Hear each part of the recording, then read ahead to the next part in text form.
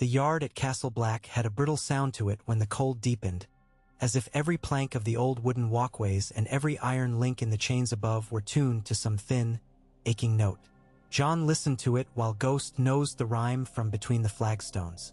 The direwolf's breath plumed in white jets, and frost clung to his whiskers so they looked dusted with sifted flour.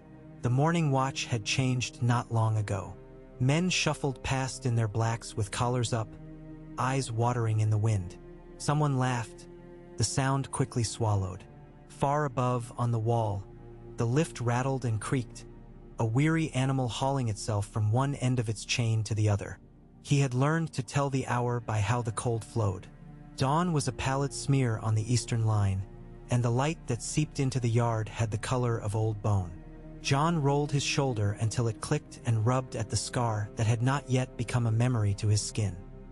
The sword in his hand had grown familiar, but it still surprised him sometimes how weight listened to intention.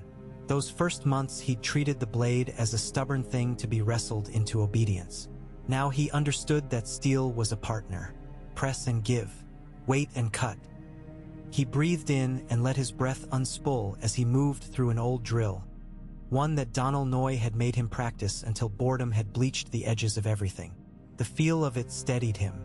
Repetition had a mercy to it, a promise that form could keep fear at bay. Ghost padded alongside his steps, his soft paws making almost no sound. John pivoted, low, and the direwolf's head followed the arc of the blade. "Hungry?" John asked, hearing the rasp of his own voice in the cold. Ghost's red eyes blinked. The answer was always yes. "We'll see what PYP has tucked away." The blast of the horn cut through the yard. 1. The main gate. Another long moan creaked out of the horn's throat. 2. A messenger or supply train, more likely a messenger. Nothing heavy was coming up the King's Road this time of year without purpose. John stopped mid-form. Ghost's ears pricked. By the time John reached the foot of the Lord Commander's tower, a small knot of men had already gathered in the lee of the stairs. Ravens started their morning complaint all at once, a ragged chorus. Sir Jeremy Ricker pushed by with a scowl formed perfectly to the lines of his face. He said something under his breath about the South sending paper instead of men. Gren grinned at John around a piece of dried meat and offered the end of it. John shook his head. He could not force his stomach to accept anything when the horn sounded this way. Visits from the realm were never gifts in the true sense. They arrived wrapped in the sigils of others and asked you to unwrap a problem. Inside the tower, the air had the leather-sour smell of a room that had been cold so long it had forgotten any other scent. Gior Mormont sat in a heavy chair beneath a roped window, the light striking his hair in a blaze of hoarfrost white. Maester Eamon stood at his side, a parchment open under his fingers, the wax seal broken on its lip like a puckered wound. A raven perched on Eamon's bent wrist, pecked twice at the parchment and then settled, head tucked. "You sent for me," John said. The habit of keeping his voice level had become as ingrained as any drill. Ghost went to the far side of the room and stretched himself along the hearth. Though the fire there was little more than a few sullen coals. "I did," the old bear said. He regarded John with the gloomy affection of a man who had found a sturdy tool and feared to damage it. "Another paper bird from south of the neck. Seems we have become a rookery for every lord with a wax stick." Eamon turned the parchment so that John could see the seal that had been crushed to open it. The gold lion and red field, once proud beneath the stamp, lay smeared. Behind it, ink marched in tight lines. John made out the first line, "By the hand of the king's regent in hand," and felt something tilt within him, as if he were walking a catwalk in a storm and the wind had shifted. "What do they want?" John asked. "Peace," said Maester Eamon, his voice thready and patient. The word offered as one might offer a child an apple you feared he would refuse, or the imitation of it the South sometimes calls peace. "Sit, Yom." He did not sit. The chair felt too much like it was meant for someone older, someone whose bones knew the patience of wood. "Peace with us? We don't make wars. Wars make us," the old bear muttered. "Don't quibble. The letter is not to the Night's Watch. It is to the north and to Rob Stark by name. It has found us because ravens must stop somewhere when the snows begin to talk. He scrubbed a hand through his white stubble. But there is a portion of it that mentions you, and Eamon thought you should see it before I cast the thing into the coals. Eamon read, his blind eyes fixed on the direction of John's breathing. By the assent of the crown and the office of the hand, it is proposed that to end the bloodshed that has visited the Riverlands and the north, Her Grace the Princess Myrcella Baratheon shall be betrothed to the northern house of Stark. It is further proposed that the boy known as Jon Snow be, by royal decree, recognized and raised to the lawful issue of the late Eddard Stark, Lord Paramount of the North, legitimized as Jon Stark, with all rights of succession subservient to the will of King in the South. The terms require the withdrawal of northern levies from the Riverlands, the exchange of hostages as pledges for the truce, the restoration of certain captives, and the recognition of the Trident's peace. Other schedule to be agreed. Signed, Tyrion Lannister, acting hand of the king, under the regency of Lord Tywin of House Lannister. Jon's mouth felt full of an iron taste, as if he had bitten his tongue. The room did not sway, but he had to place his hand on the table because his body wanted to move all at once. Forward, back, anywhere but at the center of himself where the letter had landed. Ghost's eyes cut to him at once, the animal sensing something as quick as a dart through grass. Legitimized, Mormont said, as if the word was a bad egg he suspected had spoiled before it was laid. The maester rested the parchment against the tabletop, fingers curved kindly along its edge. There is more. The hand writes, the release of Jon Snow from his vows, given the gravity of our times, shall be endorsed by the High Septon and sealed by the Lord Commander of the Night's Watch, upon counsel of his maesters, as an act of necessity for the salvation of lives. Jeor Mormont snorted. They would have the gods unmake iron with ink. Jon stared at the black strokes and thought of a boy watching his lord father at table, the set of that man's mouth when riders came in from the hills, when bad weather loosened from the distant line of trees to fall in heavy sheets, when wolves cried at night beyond the walls. Eddard Stark had been carved in the shape of a rule. This and not that, this and not because Jon had fashioned his life against that rule like a boat against current. The vow he had taken a lifetime ago in the haunted forest, the words whispered in the old god's grove beneath the silent faces of the trees. He could still feel bark through his gloves that night, the way damp worked up to the cuffs. Every syllable had pulled a string within him taut. Now someone's hand he did not know plucked those strings as if they belonged to the realm, and the sound they made was his life. What says Robb? Jon asked, the name painful and easy, like lifting a weight that had always been his to lift. Mormont leaned back. We have a shortened copy addressed to him, carried on by a rider who means to brave the fords before the next storm. The South plays 100 boards at once. I do not believe we are the only ones to receive such paper this morning. The boy who calls himself king wants what kings always want. Order that gives them time to sharpen the knife.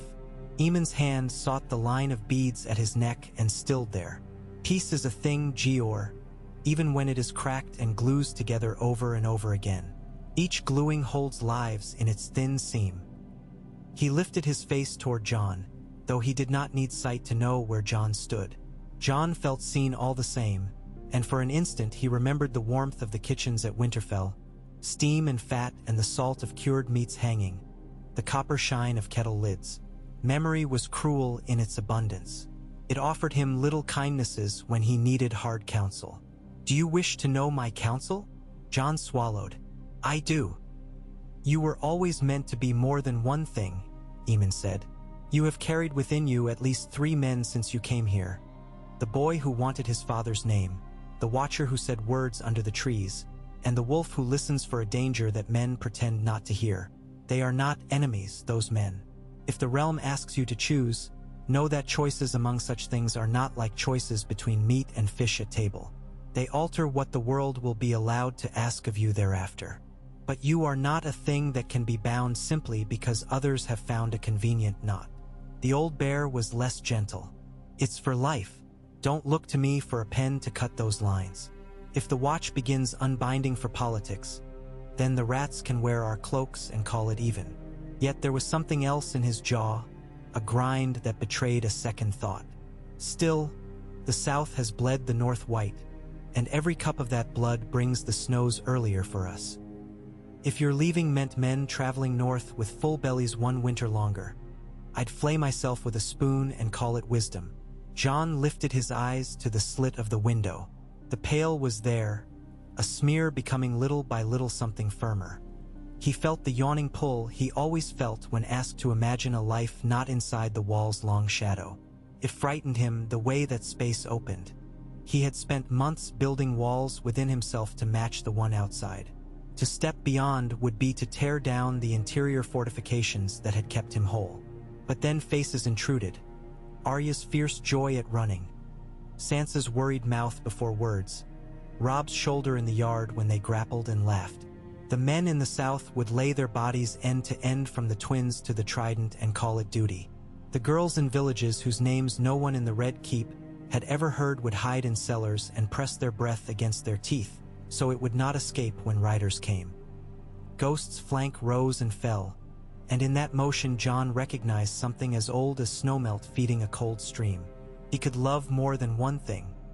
He could be more than one oath, provided he did not lie to himself about the cost. What would I be to them? He asked. A piece in a letter, promise on paper. Myrcella is a child. She is, Eamon said, and so are most promises when first spoken. Promises grow or fail depending on whether someone chooses to water them, and whether the ground in which they are planted was made of truth. Jeor Mormont made a sound like a crow clearing its throat. We can send a reply. We can say the watch will not be used as a cupboard from which lords may pluck and set a piece where it suits them. We can remind them that winter is coming and that this is no time for games, though the South loves a game as a drunk loves a cup. We can also say we will consider. Men who hammer iron know there are hours when you hold and let the heat settle. I would speak with the maester alone for a moment, John said. He could hear the temerity in the request as soon as it left his mouth, but the old bear only grunted. Don't try to teach him words he doesn't already know, Jeor said, though a reluctant half-smile ghosted over his rough face. Eamon was lecturing at Dragonstone while I was still poking at fires with a stick. When the door had closed, Eamon set the parchment aside and reached toward the air.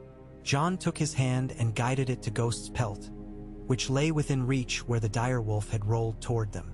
The old man's fingers sank into the thick fur. You think I mean to tell you to go south, he said without drama. I don't know what you mean to tell me, John said. Only what you will say, for your words mean more than others. You see, with something I cannot name. I am very old, Eamon said, and his mouth twitched with a private mirth. And very near the shape of things. That is all. He smoothed Ghost's fur. The direwolf's eyes half-lidded, content as if under a mother's tongue. Listen to me, John. The vows you swore bind you here. Binding has value, because if men could snap their oaths when it suited them, there would never be a bridge strong enough to cross the river of our wishes. But an oath is not a god. It does not require sacrifice for its own appetite. It is a tool men make to serve a purpose. The purpose of the Night's Watch is to guard all the realm of men. If, in some crooked working of the world, your removal from the wall saves more lives than your remaining would, that arithmetic is not sacrilege. It is what we used to call care. John imagined himself released. The picture felt like a fable told by a fire until it resolved into color and temperature. He saw Winterfell with windows lit and smoke stitched against a high sky, though Winterfell was far and unlikely to be lit, and smoke meant work, and the sky could not be called anything but iron. He saw a girl with hair the color of summer wheat he had known only across a crowded hall once, the king's daughter, sitting very straight with her hands folded because that was what girls in courts were taught to do. Her eyes had been bright as polished copper coins. He had not thought of her since. Now his mind insisted on making a shape of her and placing it beside the shape of his own life. The fit did not feel natural, but he had learned to push through unnatural fits. The first night he had slept near men who snored in their sleep like oxen in the byre. The first time the wind on the wall had stripped his breath and laughed at him for thinking breath was something a man could own. I don't know what Robb will do, John said. He is my brother. He did not say I am bound to him by cords I cannot name. nor I have dreamt of us as boys in a yard and of my father watching with that grave pride that was less heat than light. He knew that the old man would hear those things anyway. You will need to know what you will do before you hear from him, Eamon said, and John recognized the kindness in it. The way someone opens a door ahead of you so you do not walk into wood, because the raven may bring words that free you or words that ask you to remain. If your decision rests on what you hope your brother will ask, then you make your will hostage to a boy and to winds. The night's watch cannot spare men who move according to weather. John exhaled. The cold came in again through his nostrils and down into his chest and sat there, a bright ache. If I go to be a sign. Signs sometimes hold walls together, Eamon murmured. His hand paused on Ghost's ruff. And sometimes they summon wolves. He went out into the yard not long after and found PYP by the well with a bundle of stale oatcakes wrapped in cloth. You want them, you better say now, PYP said, mouth full. By the time the horn's blown twice, Dolorous Ed will have decided he needs 3 for sorrow. John took one and held it for Ghost, who turned his head as if to be polite and then ate it with the delicate economy of a creature that had never truly been hungry. The messenger, it turned out, was a man with frost filmed to his eyelashes and a horse whose flanks steamed like a pot left too long on the hob. He wanted a place to sit more than he wanted words. He got both in that order. John watched him through the day as the yard adjusted itself to the visitor the way a flock adjusts to a new bird. Some side eyes and jostle, but then the machine of it all proceeded. At dusk, the ravens went mad and then quiet again, and John felt the night lift itself in the way it sometimes did, like a cloth taken off a dish. He lay in his bunk and did not sleep for a long time, listening to men breathe, to a far-off complaint from a hinge, to Ghost shift and sigh and put his nose against John's boot. He imagined the cold hand of the wall on his life and then imagined lifting that hand away. Even in his mind, the fingers lingered. When sleep finally came, it brought a dream of the godswood at Winterfell, the heart tree's face streaming sap like tears, and of a girl's small hand slipping into his and fitting as if it had always known the shape of him. Far to the south, the letter's twin walked into another pair of hands. Caitlin sat in a chair that had belonged to her mother once, one with a carved back that made a little arch over her shoulder like a careful hand. The tent was warm with braziers, the air bitter with the smell of whatever cheap charcoal they had managed to find in bulk. She rubbed her fingers together. Sometimes she still smelled flour on her own skin from long ago, or imagined she did, the sweetness of it after kneading. The days came strung with iron now, and every scent had a war bent to it: steel, horse, tallow. When Rob came through the flap, his hair was damp from rain and his cheeks burned with it. He looked tired and young in the way boys look young when you notice their wrists. Tyrion Lannister, he said, making the name into something he could spit without wasting the moisture. He handed her the parchment. If this is truly his. He wants us to believe he speaks with his father's knife in his belt. Caitlin read. She read again, slower. The words did not change when read twice in the way some men's intents did when their lips moved to shape them. When she was finished, she set the parchment down with great care. Mother, Rob began, and she raised a hand. Do you know the color of Myrcella's gown the day we supped with the king? Caitlin asked, surprising herself. She had learned to distrust the way memory presented things when grief had sharpened its teeth. But some things came back in such precise detail she could not question them. Soft blue. You tried not to stare because you are your father's son and did not wish to seem unseemly, but you did stare. She laughed at something the imp said. Her teeth were very small then. She was a child, Rob said. She still is. Yes, Caitlin said. She wanted to say, and so are you. But she also wanted to bundle him in the blanket she had made for him with her own hands when he was 3 and had fallen off a low wall because he wished to climb like Jon. She wanted to say, and so am I, somewhere under all this, because grief makes children of us all. Tyrion offers a betrothal to a bastard, she said, returning to the cold rail she could trust. He offers that bastard legitimized. He offers words like withdrawal and hostages and restoration. They know our hearts. They name Sansa, they name the Riverland's safety. They ask us to sheathe for a season. What do you hear, Rob? That he seeks to take the wolf's teeth without breaking the jaw, Robb said. He paced, and in his pacing he became Eddard's son all over again. That he would use Jon to tie our hands. That he would set a golden collar on us and call it a garland. Catelyn felt the old wound that Jon's name always opened. It had scabbed many times in her life. An older woman might have told a younger that wounds of that sort formed their own organs. That is to say, they did not heal so much as become a part of what worked within you, pulsing to its own rough rhythm. Jon is your brother. The words had always tasted strange in her mouth, like a word in a language she could not speak fluently, though she had heard it all her life. And he is sworn. So they say they will unswear him, Robb said with a bitter laugh. The South will melt the wall with warm breath and call it negotiation. You know the Watch's oath as well as I, Catelyn said. It is said before gods that are older than all these men. But Aemon Targaryen? She stopped there, remembering the old man, his thin hands around a goblet when she had once, on a market day in Riverrun long before all this, met a Targaryen with a selling cart. That was a fancy she did not trust. She did not know Aemon. She imagined him because she needed someone wise in the room and had none. Perhaps the Watch would agree if they believed it would save lives. They are not Southerners even if their building is in the north. They have their own rules. They do not answer to my anger. Robb stopped pacing. He looked paler in the yellow tent light. And what would you have me do? To weigh Jon against? I would have you weigh 100 little boys who will not lose their fathers if you send them home before the harvest is ruined again, Catelyn said sharply. I would have you weigh Arya and Sansa. I would have you weigh the fact that Tywin Lannister offers this because he needs time, which means we have hurt him. He seeks to bind your strength and make you complicit in binding it. And yet, he offers to send Sansa home. Robb. Her voice broke once on the name. She controlled it, forced it back into line. If they send Sansa home and we spare the Trident, and we are bound to the crown by a promise that costs us no Northern Lord's daughter now, there are worse chains to wear in the short season. That little girl, my girl.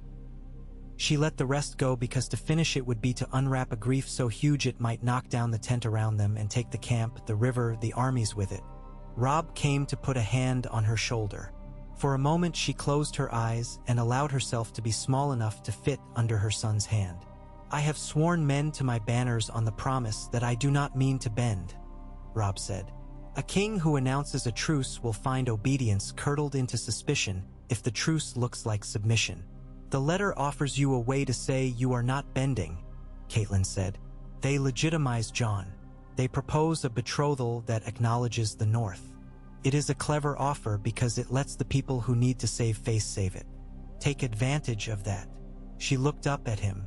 If you cannot bear to accept outright, then answer with terms of your own. Demand the hostages that we choose. Demand your grandfather's lands left unburned. Demand a cessation so total that any breaking of it will mark them alone as oathbreakers forever. And ask that they send the girl to Riverrun at once. Robb smiled without humor. You'd ask for Joffrey instead of Sansa if you could. I would ask for Joffrey's head, Catelyn said softly, but I will accept my daughter's hand. He laughed then, an honest sound in which she heard his father, and something in her eased enough to let her breathe again as a mother rather than as a commander's counselor. I will call the lords, he said. We will argue until the braziers burn down, and then I will send a raven. I will say we hear, and that the wolf bites with the teeth of patience now. He kissed her brow as he had done when he was 10 and about to ride a pony alone. It made her want to weep. She did not. They argued indeed until the braziers guttered, and the tent's canvas gave back the rain in a pale patter that tightened tempers and made men cough to fill the spaces where they might otherwise have spoken folly. The great Jon bellowed that it was a trick and that he would not see a wolf pup wearing a lion's noose. Roose Bolton spoke in a voice like a whisper under a bed, that a season of quiet could fatten a winter larder, and that hungry men will sell their daughters for a pound of oats if kings force them to it. The Blackfish said few words and cut with each of them. Lord Karstark stood with his head bowed, and when he raised it his eyes were not on anyone present but on some private account he kept in blood. In the Red Keep, The letter had made another journey across a shorter space. Cersei held it, her hands so steady that Tyrion watched the little tremble in the candle flame to see if any quiver would admit itself to the room. He had crafted the words carefully, lacing them with terms a northern wolf might admit of, sweetened with names a mother could not ignore. He had written the letter with wine-slow hands and a mind as sharp as a skinner's knife. It had still made his stomach ache when it was done. "Myrcella," Cersei said, not looking up. "To a bastard." "Not a bastard if the king says otherwise," Tyrion observed. He poured himself a finger of wine and considered not drinking it. He drank it, and not married at once. Betrothed. The North has long memories, and that is sometimes inconvenient for them, but may be convenient for us, sister. They like their promises aged. We give them one with a lion stamped to the cork. Cersei's lip peeled back. "Why not Robb Stark?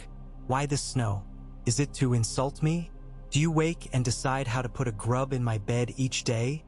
Little brother?" "Walder Frey's ears are large and his pride grows like hair in old men," Tyrion said. "Robb Stark made a bargain. We teach boys to hate oathbreakers until it is useful to us to make them break oaths, and then we ask them to break gracefully. I prefer to leave the twins their grudges undisturbed at present. Jon Snow gives us a bridge that can be crossed without opening that particular gate." He spread his hands. "Beyond that, the Watch's release gives us the optics of benevolence. The realm is tired. If we give them a story in which the lion and the wolf have decided together to spare the small folk one winter of burning crops, most will cry and drink to our health and forget the price we exacted elsewhere." Cersei set the parchment down. Her eyes were very blue when she was still. "And you," she said, "have always admired your own stories." She turned her head at last and looked toward the window, the blue sky cold and perfect above the square of the city beyond. "Myrcella goes to Dorne in another telling of this tale. In that telling she grows up soft as an apricot and plays Syvass in the shade while men sharpen knives for her in other rooms. In this telling you would send her to Winterfell." She gave the name the disgust a woman from the capital keeps for damp cellars. "To freeze and learn to curtsy for gods carved in trees." "She goes to the north when both parties agree," Tyrion said. "Not tomorrow. Not before the wind warms a little. Not before the small unpleasantness of our enemies has calmed. And she will not go to Winterfell. Riverrun will suffice for an exchange. It has the courtesy to be less covered in snow at present. We can arrange it as you like it, sister. As you like it within what the world will permit." Cersei's mouth thinned. "You are too fond of that sentence." "I am fond of not pretending that when I open my hands the sky must drop the fruit I desire into them," Tyrion replied. "Father agrees to this because he wants to stop the river of blood that keeps running past his boots each time he steps outside, and because the bank he stands on is in places rather undermined. He has spent a lifetime teaching men that when he writes a word it is a wall. He knows the value of a written wall." He set down his cup. "Myrcella is not a parcel. She is your daughter. She will be safe. If I must stand under the carriage all the way north and hold the axle with my teeth to guarantee it, I will. But the realm needs this, Cersei." Her eyes were on him, and something moved through them that he had seen a handful of times in his life. Some quick, punishing softness that ashamed her even as it rose. "You loved Sansa's little face when you passed her in the yard, once?" she said abruptly, as if the thought surprised her and she needed to cut it out of her own mouth before it softened further. "You are not heartless." "Don't tell anyone," Tyrion said, and for once did not add a joke to cover his words. Myrcella sat in the maiden vault with a needle and a length of blue thread, and watched the careful procession of her own hands as if they belonged to a girl in a story she had been told.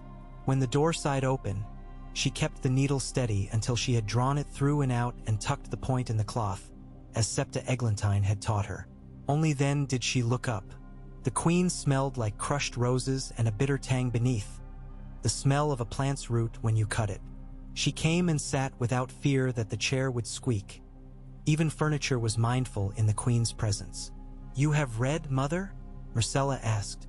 She knew there had been a letter because everything around her had equality letters gave rooms. The air seemed held in place with pins. Circe looked at her face for a long time. I have.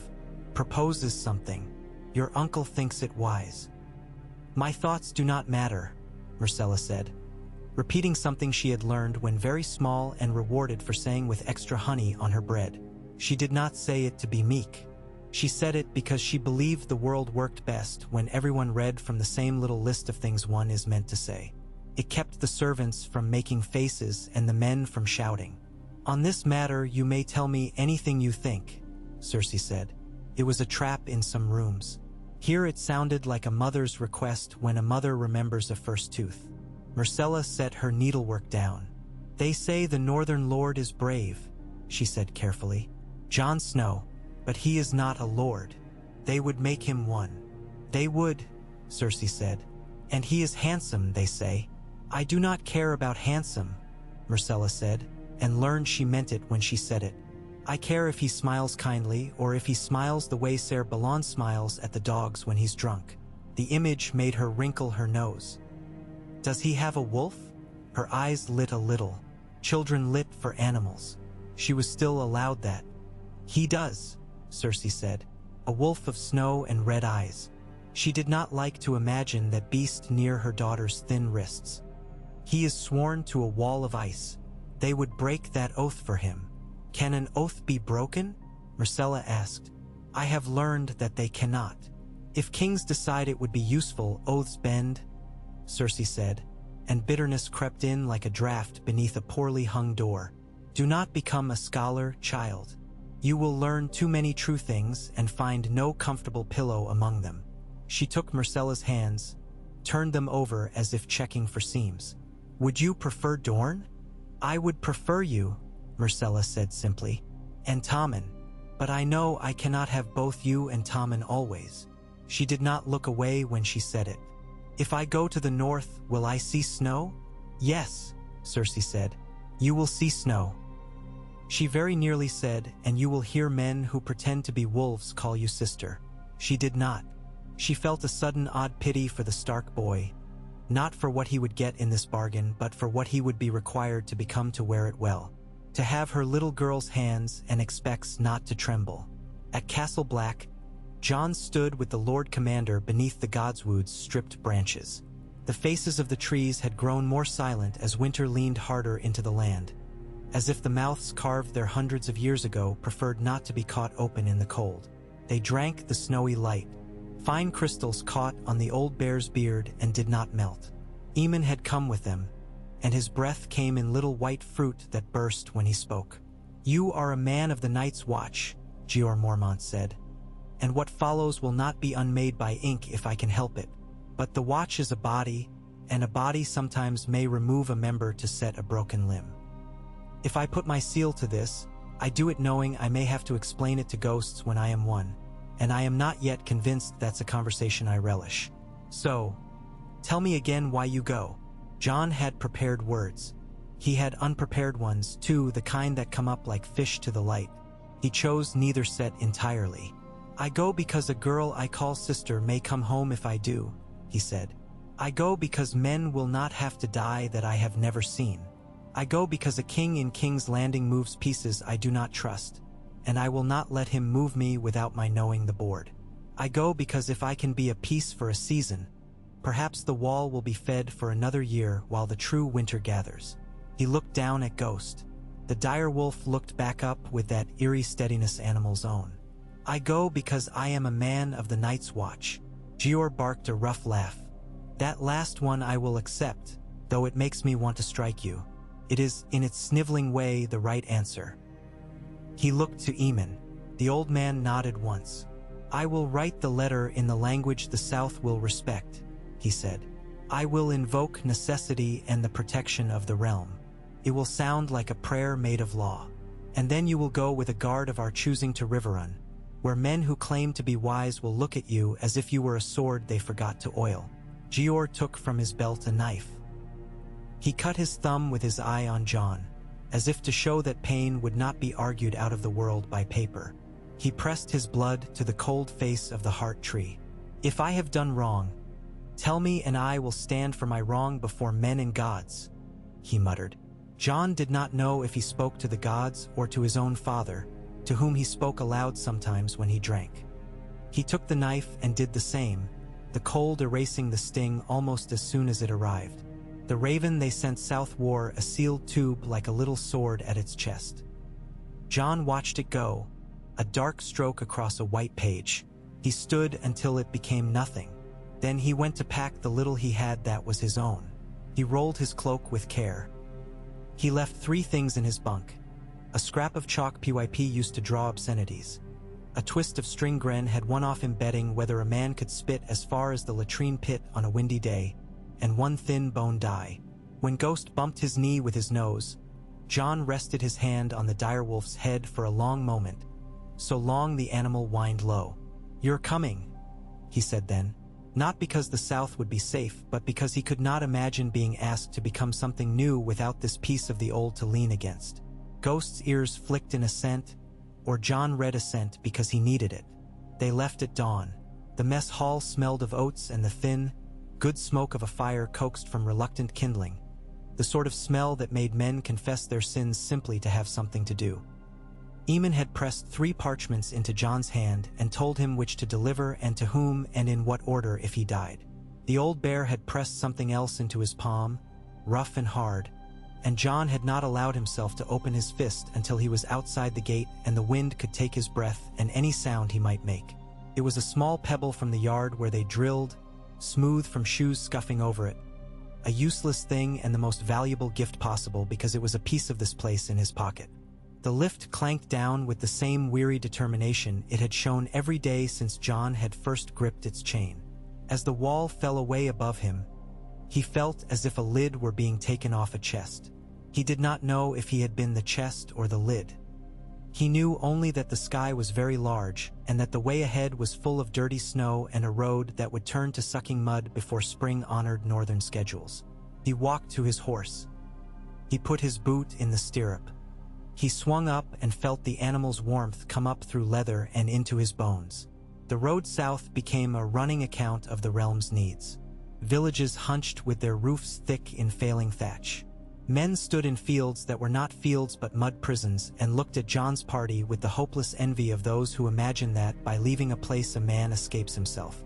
A septon with a cracked bell asked them for coin for bread and for mercy for men he said would never earn it. In an inn where the candles had been cut too short for comfort, a woman put down a bowl of thin stew and said, "If they stop, will you tell them they must stop?" She did not say who they were. She did not need to. Jon said he would tell them whatever he found he could tell them when he arrived at the place where such telling mattered. She looked at him as if he were a child and then patted his hand. Ghost slept across the doorway of their rooms and woke twice with a growl that raised the hairs at Jon's neck and then lay down again with a sigh, his body heavy as a promise that cannot yet be fulfilled. Riverrun rose like a ship out of watercourses, its stones wet and dark, banners heavy with damp. The blackfish came out to meet them, his face a map of roads that had all been walked, his greeting as brief as a sword stroke and twice as sharp. He led Jon to the hall where the air warmed against skin as if the room itself had decided to embrace you. Caitlin sat on a bench with a woven blanket across her knees, her hands steady. When Jon bowed, she watched him with eyes that looked for a father and found a boy, and then, as if she were ashamed of that, a man. "You are welcome," she said. The words were shaped more by will than by ease. "You come for a thing that is greater than my comfort, so I will not dishonor it with smallness from me." She stood and went to him and kissed his cheek. It was a mother's kiss that did not claim him but acknowledged the part of him that had eaten at her table and been scolded for reaching too quickly.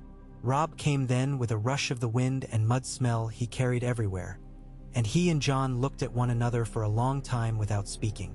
Then they grasped forearms as they had when boys in the yard had decided to pretend they were men. "Brother," Rob said, and that word was balm to places in Jon he had not thought to tend. They went apart and smiled like fools who had forgotten for a moment all the careful things men make for protection. "We have much to decide," Rob said when the quiet settled back. "Tyrion Lannister thinks to net us and call it a garland. Perhaps we can wear it and turn it into a bridle for him instead." Jon nodded. Maester Eamon says sometimes you are more than one thing, he said. I am learning the taste of that. Caitlin listened to them with her hands now clasped, knuckles pale, and thought of a room in Winterfell where a girl had watched a boy who was not hers try to tie his laces without help. She watched them and saw in their faces the same winterlight that had once filled Eddard's eyes and the different fires that stoked beneath. She felt a treacherous, momentary peace. It frightened her, because peace in war was sometimes a thin ice that tempted you to step out smiling and then swallowed you with both arms. But still, it felt like a hand lifted from her chest. Tyrion's reply came like a coin flipped across the length of a tavern.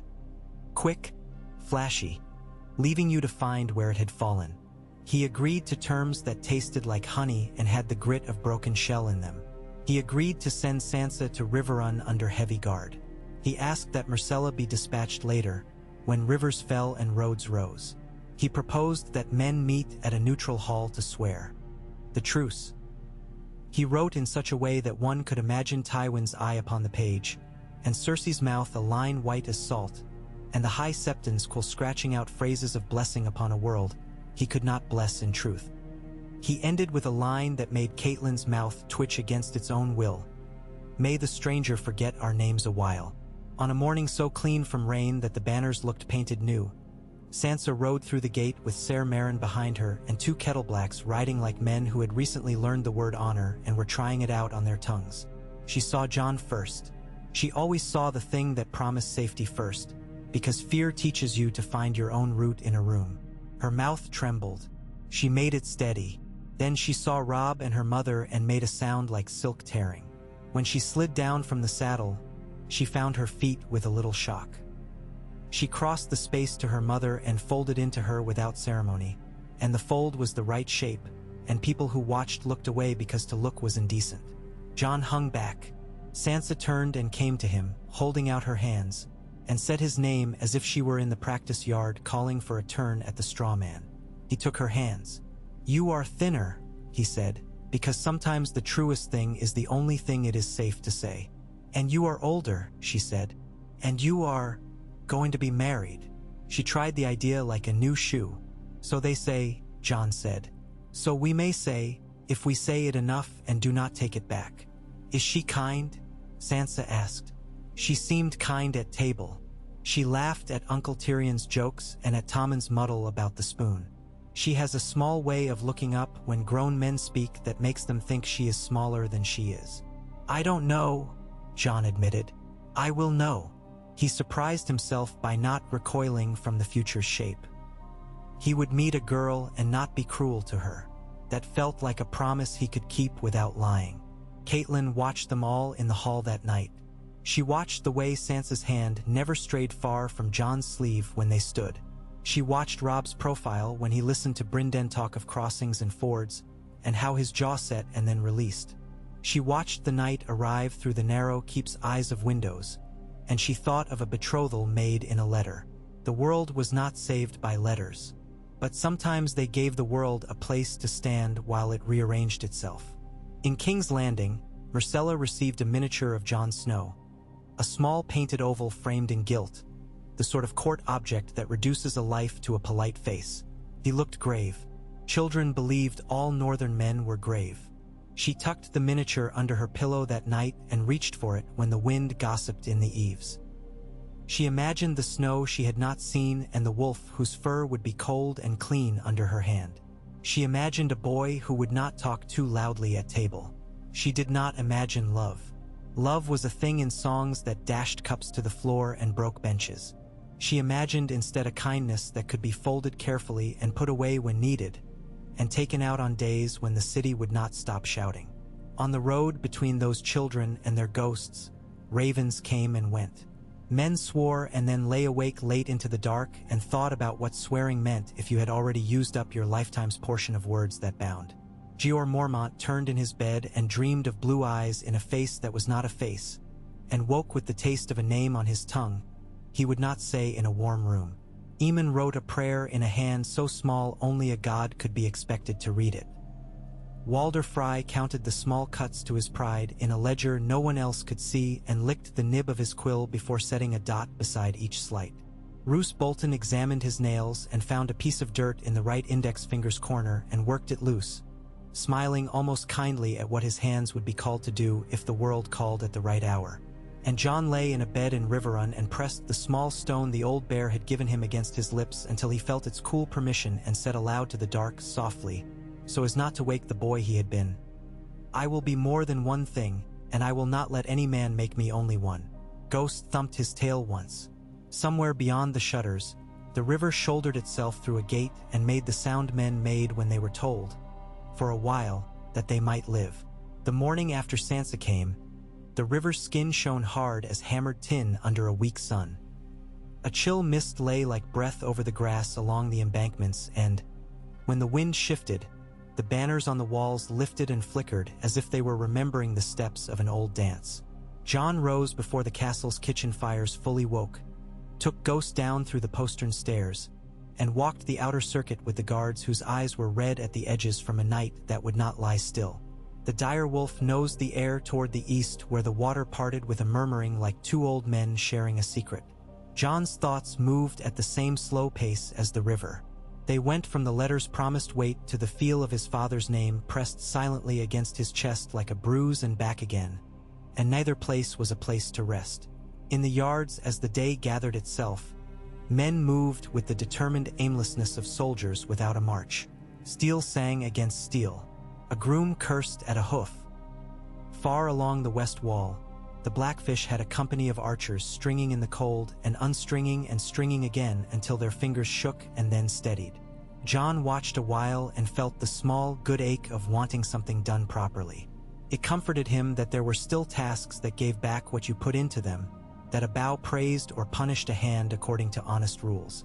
When he found Sansa in the Godswood, the light was falling down through the bare branches like sifted flour. She stood before the heart tree with her cloak loose at her throat. Its white bark glimmered. Its red leaves lay wet against root and stone and gave the impression of a wound that kept refusing to close. She had never stood in this place as a child with his father's hand heavy and steady on her shoulder. John knew that as surely as he knew which planks in Winterfell's covered walk would complain in frost. She was discovered here, not born to it, and the carefulness with which she held herself told him she knew it too. She heard him and did not startle. He took that as a sign that she had been listening to the world she had come back into, reacquainting herself with its footfalls. Ghost went to the tree first and lifted his nose to it with a solemnity that never failed to make John's throat tighten. The direwolf's red gaze found Sansa's face as if recognizing a drawing from a book, and he came to stand near with the formality of a knight offering a guard to a lady. "Is it wrong that it feels like late afternoon in here, no matter the hour?" she asked without turning. "As if the woods keep another day for themselves and let us have only what they have finished using." "It's the way the light comes," John said, "and the sound of the water. It tells another time under the one we pretend to keep." He stood with her and looked into the carved face that did not move and never needed to. "Did you sleep?" "I dreamt," Sansa said, "of the sept in the Red Keep, of the smell of the wax when the candles have been burning too long and the windows will not open, of Septa Mordane's voice telling me that when a vow is witnessed by the seven, the gods lean in to listen and grow heavy and bend the air. I think the air is bending here too. It is not the same weight, but there is weight all the same." She folded her hands together and unclasped them. "Do the old gods listen to things said far away?" "They do if we ask them to," John said. "They do if we ask nothing at all." He thought of Eamon's thin, sure voice and Mormont's blood on bark, and of the cold permission of the night the letter had gone north. Words had been said. He felt the echo of them under his ribs with an odd clarity, as if his bones were little bells. She turned then and regarded him the way a woman regards a place at a table she has not sat before. "They call you John Stark already. Some of them do. I hear it in the yard, as if by saying it often they can smooth it and take the edge off it like a piece of glass tossed by the sea. I am Jon Snow," he said, because it felt necessary to place the stone of that truth at the bottom of the stream even if the current hid it. "And I may be called more. If I am, I'll try not to let the names make me foolish." "They will try to make you many things," Sansa said with a trace of the court's old wisdom in her voice, a wisdom honed on smiles. Kindness is the only one that will not shame you later if you fail at it. She looked down, and even as she did, her hand went to the fur at Ghost's neck and smoothed it as if she had remembered in her body before she remembered in her mind that the wolf might accept comfort. I think of her, Sansa said after a moment, so low he had to bend his head to catch it. The little princess. She was careful at table the way a child is careful in a room with too many sharp corners. That is not a criticism. I sometimes wish I had learned it sooner. She will be careful here too, Jon said. He could not yet picture her in these woods, but he imagined the sound of her feet on the stone passages and the way a small hand would trail along a wall because children learn a place with their fingers as much as with their eyes. I will make it so, if I can. You will, Sansa said, with the easy faith of someone who had decided he should. You have that kind of face when you say it. Then something mischievous and old stirred in her. She will like Ghost. She may be frightened of him, Jon said. Then she will like him more when she learns not to be, Sansa answered, with the quickness of the girl who had once schemed ribbons with Jane Poole. We all like what we learn to be brave for. The days took on the work of waiting and made it look like a craftsman's trade. Robb called councils often, sometimes because he needed to hear the hammering of other men's minds against his own, and sometimes because the act of calling steadied the world. Lords came and went in boots that brought the smell of the riverbanks into the hall. The great Jon boomed and slapped tables and swore by the hair of dead kings that no wolf of the north would be led on a gilded leash and paraded beneath lions. Roose Bolton sat with his long, pale hands laid flat on the table as if they were a quiet animal he had trained to be still, and when he spoke it was to ask a question whose answer sounded reasonable and left the room a degree colder. The Blackfish cut arguments into edible pieces and put them in front of men who had come ravenous for blood. Edmure looked wan but resolute, and when he was corrected he took it as a man takes the feeling returning to a numb limb, painful, bracing, necessary. Catelyn kept her hands busy with small tasks during these meetings, a habit that made the rest forget they were being watched by eyes that missed little. She threaded, she folded, she took notes in a small hand. Once, she mended as she listened, and the needle went in and out of the cloth as if it were telling the thread how to go on after being broken. Jon went to these councils and said little. When the talk turned to him, men peered as if he were a kindly trap. They were not certain on which side of it they stood. The words around his name felt as if they were made of driftwood, pieces from many places, lashed together by need and the river's insistence. He accepted each piece, turned it over, and found the grain and the rot. He learned to speak into a space between his own weight and Robb's crown, and to do it without making that space larger than it needed to be.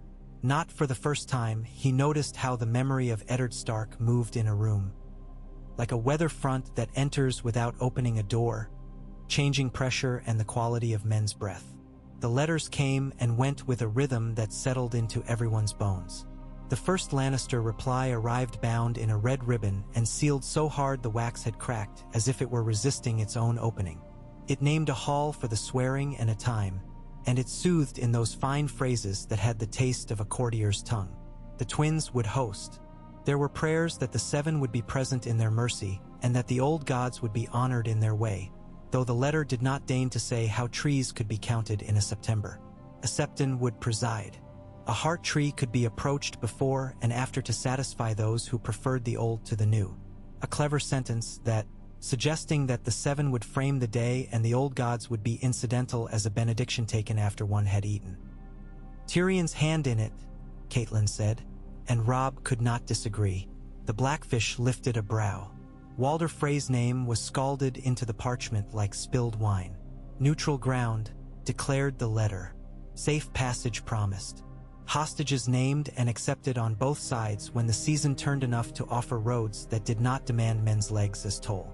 I would rather swear in a cowshed than under Lord Walder's roof, the great Jon snarled. But if the goat offers a pen that keeps off the rain, we'll let him bleat. Let us choose what gives him least pleasure, Roose Bolton murmured. It often proves the soundest path. It is that path, Catelyn said. He will like to be host for a swearing. because he is a man who has never forgiven the world for underestimating him, and so is prone to develop a fondness for any occasion that appears to correct the world's error. But he will like less to have to keep the peace while other men swear. We make him complicit in our quiet. That will taste like ashes in his mouth. And so it was settled, the twins for the swearing. A company would go on before to test the promises of safe passage the Lannisters offered. The Blackfish would choose their way and not be galled into the main road where ambushes prefer to sit. Catelyn would go, because men believed promises more readily when a mother's eyes watched them. Jon would go because the letter had used his name in a way that required a body to carry it.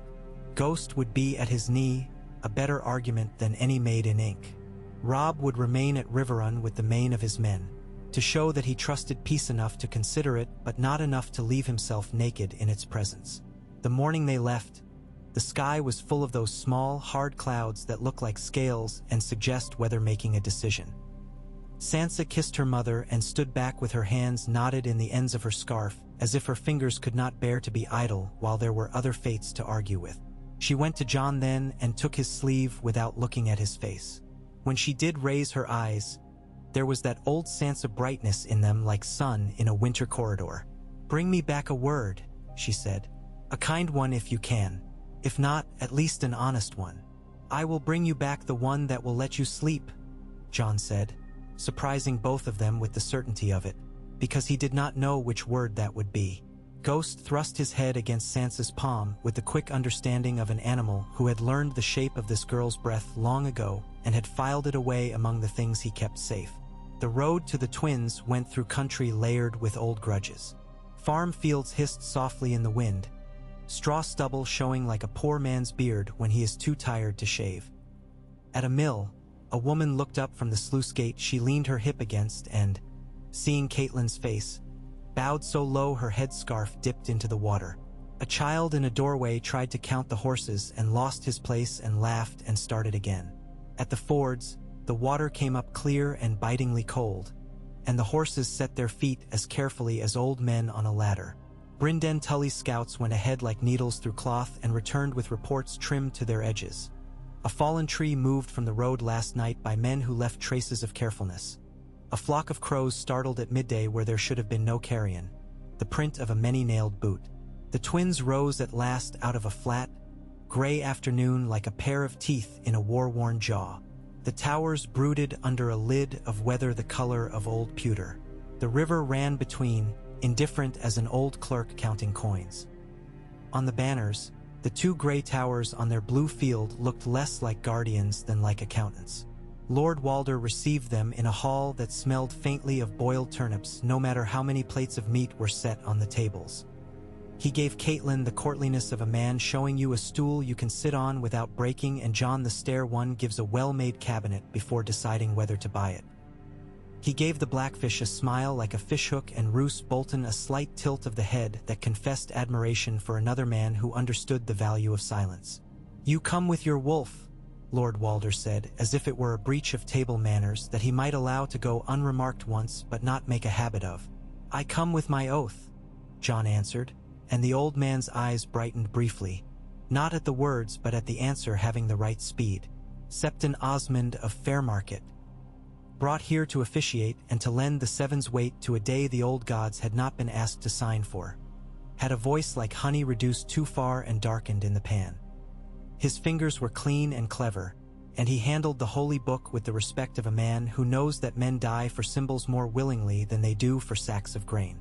He spoke to Jon with the soft condescension Southerners bring north the way men bring shoes to a dusty place. "It is by the king's grace that this legitimization is offered," he intoned, "and by the intercession of the faith that we place the boy on the stone of the father."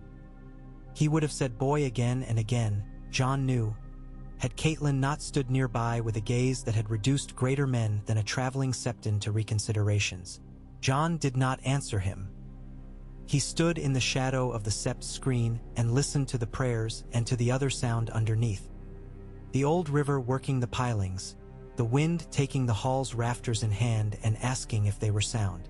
When the septon closed his book and asked if he would repeat after him a certain binding phrase, Jon did, And also quietly in his chest he said the old words under leaves and snow that answered no man aloud. He felt a space in himself incline toward stillness and then refuse it. Even as he said the phrase that made him his father's in the eyes of men who wrote things down, another phrase rose and stood beside it. Night gathers, and now my watch begins. He said neither louder.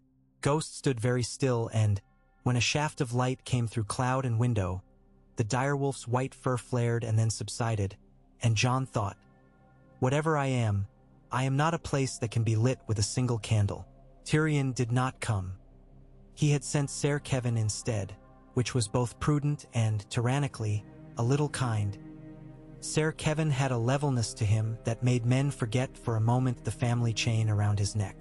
With him came Adam Marbrand, who wore his competence like a polished buckle, and a pair of Tyrell retainers whose presence was a sentence writ.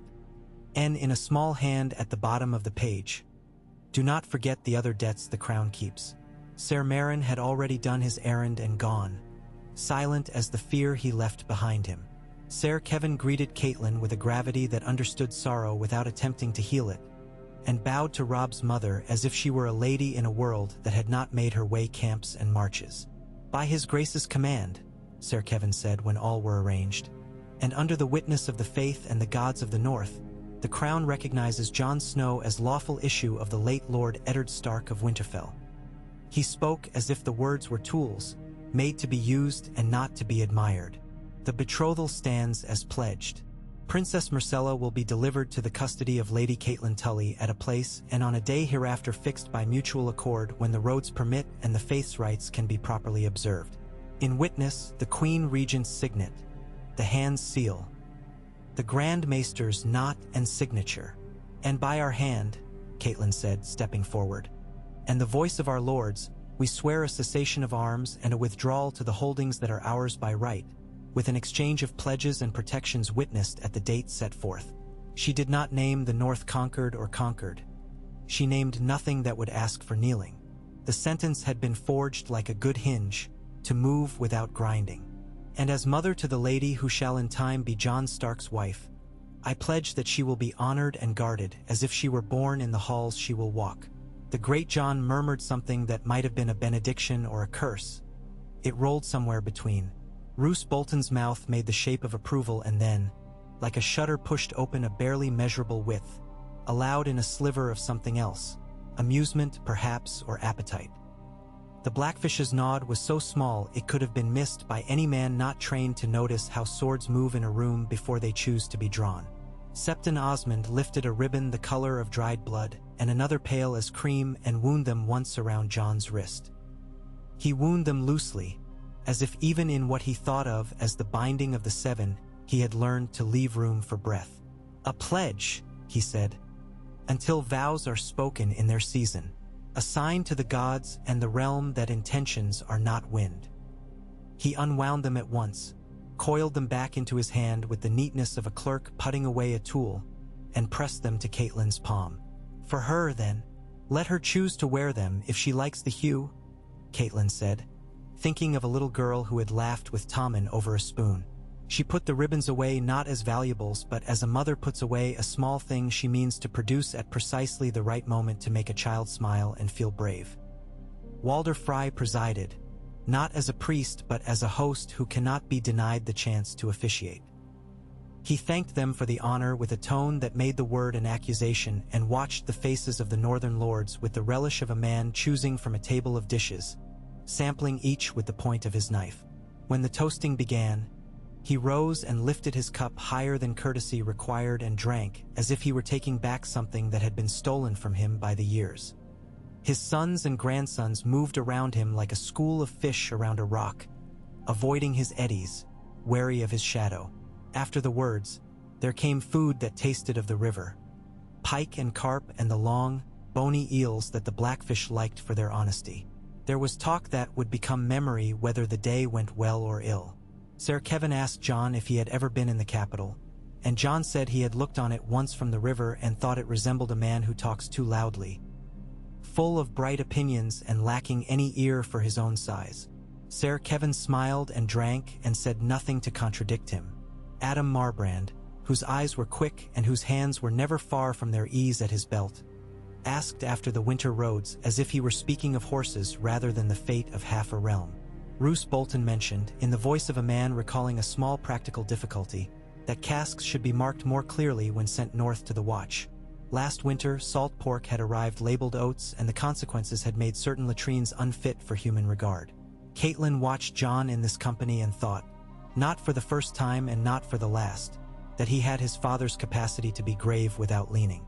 It was a practice, and one that men read as strength when they had decided to trust you and as stubbornness when they had not, but it had in it a simple kindness. Memory could lean on it when it needed to.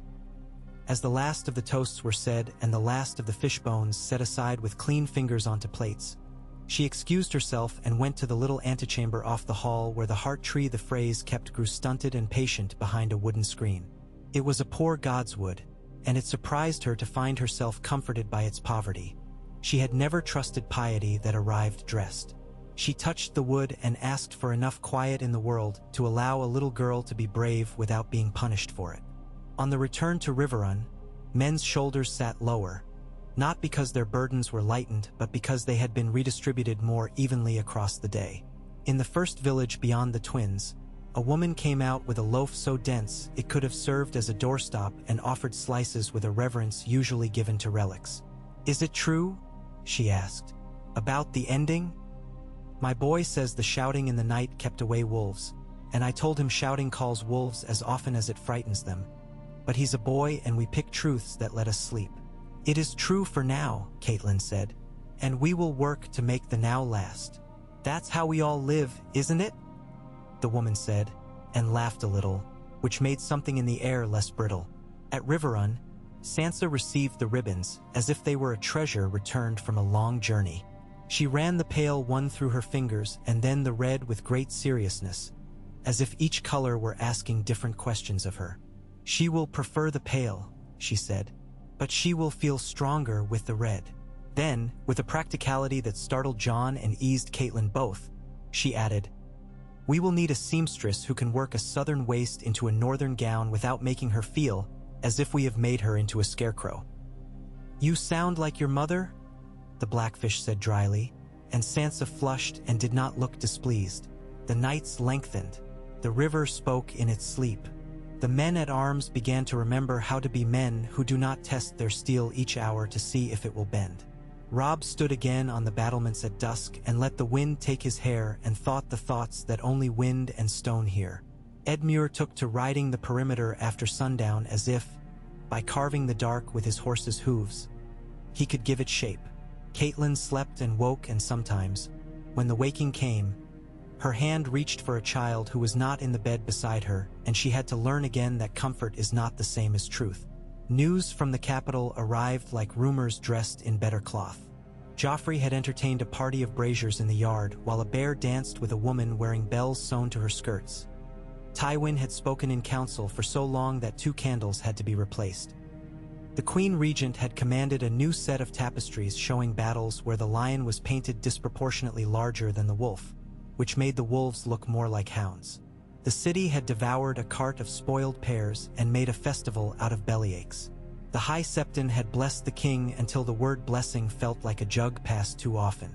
Somewhere in that noise, a letter left the maiden vault in a girl's careful hand.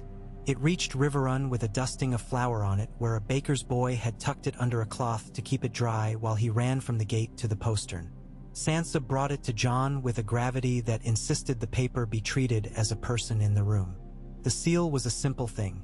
No lion, no crown, only a pressed sprig that might have been a child's attempt at a flower. He broke it with the same care with which he would have lifted a sleeping bird. "I do not know what to write," it began, and John smiled and felt something unclench. "It is strange to speak to you without a table between us and my mother's eyes on my hands. They have given me a miniature of your face and told me it was made by a man who is very dear to the Queen and to my uncle and therefore must be excellent. I think it kind. It is not entirely like you. I say this as if I knew you, which I do not. But the picture has a sadness to it that I think you may have when you are alone, and that makes me feel rude to look at it. Tommen says your wolf is white and that it means he eats the snow. The septa says this is not what is meant.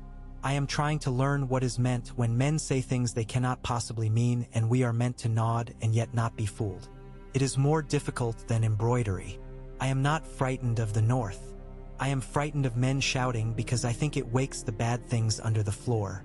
If there is a place where men are quiet because they have learned to be strong without noise, I will like it.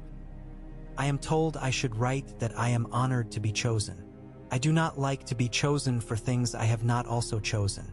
But I think I choose this if choosing it lets children sleep, and if the women in the villages do not have to hide their spoons when soldiers come, because soldiers steal spoons when there is nothing else to take.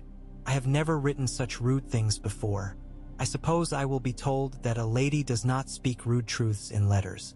But if I am to be a northern lady one day, perhaps I can make my own list of which truths are rude and which are useful. There was more. A little drawing of a tiny wolf with ears like leaves and a girl's guess at the shape of Winterfell from a songbook. John read it twice and then took it to the godswood as if it were a child who wished to see a quiet place. He read it aloud to the tree, and the tree did not answer, and because it did not answer he found that his heart had. He wrote back with the care of a man putting the first plank in a bridge he intends to cross himself. He told her that north was not only cold. It was also the sound of a kettle when it is angry, which is not fearsome, and the feeling of a horse's breath in a stable when you have been outside too long. He told her that ghosts did not eat snow but did bite it, which was, he suspected, a kind of impatience. He wrote that he would not speak to her of promises he could not keep, but that he could promise she would get to sleep some nights without the noise of men who wish the world to forget their fear by hearing their voices. He did not tell her that fear never forgot, not entirely. That could wait for another letter. He closed by sending her a small smooth pebble he had found by the riverbank, not for any meaning other than that it would sit in the pocket and be a thing to hold when the room would not hold still. At the wall, Jeor Mormont stood in the yard with the wind tugging at his cloak and watched men work as if the usefulness of their backs could add a thumb width to the length of a day. Eamon's letter had returned with a seal from Riverrun pressed clean and sure. The language had pleased the old bear as little as it had needed to please him. He had taken its necessity into his mouth and chewed it and spit out the part of it that tasted like old coins. He did not say out loud, even to the air, that when he had set his blood on the heart tree, he had felt for an instant a great, thin hand pass over the world as if smoothing a rumpled bed. He did not like that feeling. He preferred rumples that were honest about their reasons. Samwell Tarly came to him with a bundle of papers and the anxious eagerness he always carried when he brought tidings that could be thought of as useful. "If the Riverland's quiet," Sam said, "we can send for grain. The roads will be less murderous." "You're learning to speak like a man who governs," Mormont said. "You found your way around the truth and decided not to bleed it before you bring it into the room." He took the papers. They were numbers and lists and names of men who would lend if asked the right way and casks that would not explode if rolled. "Send a raven to the north houses," he said. "Ask for what they will give.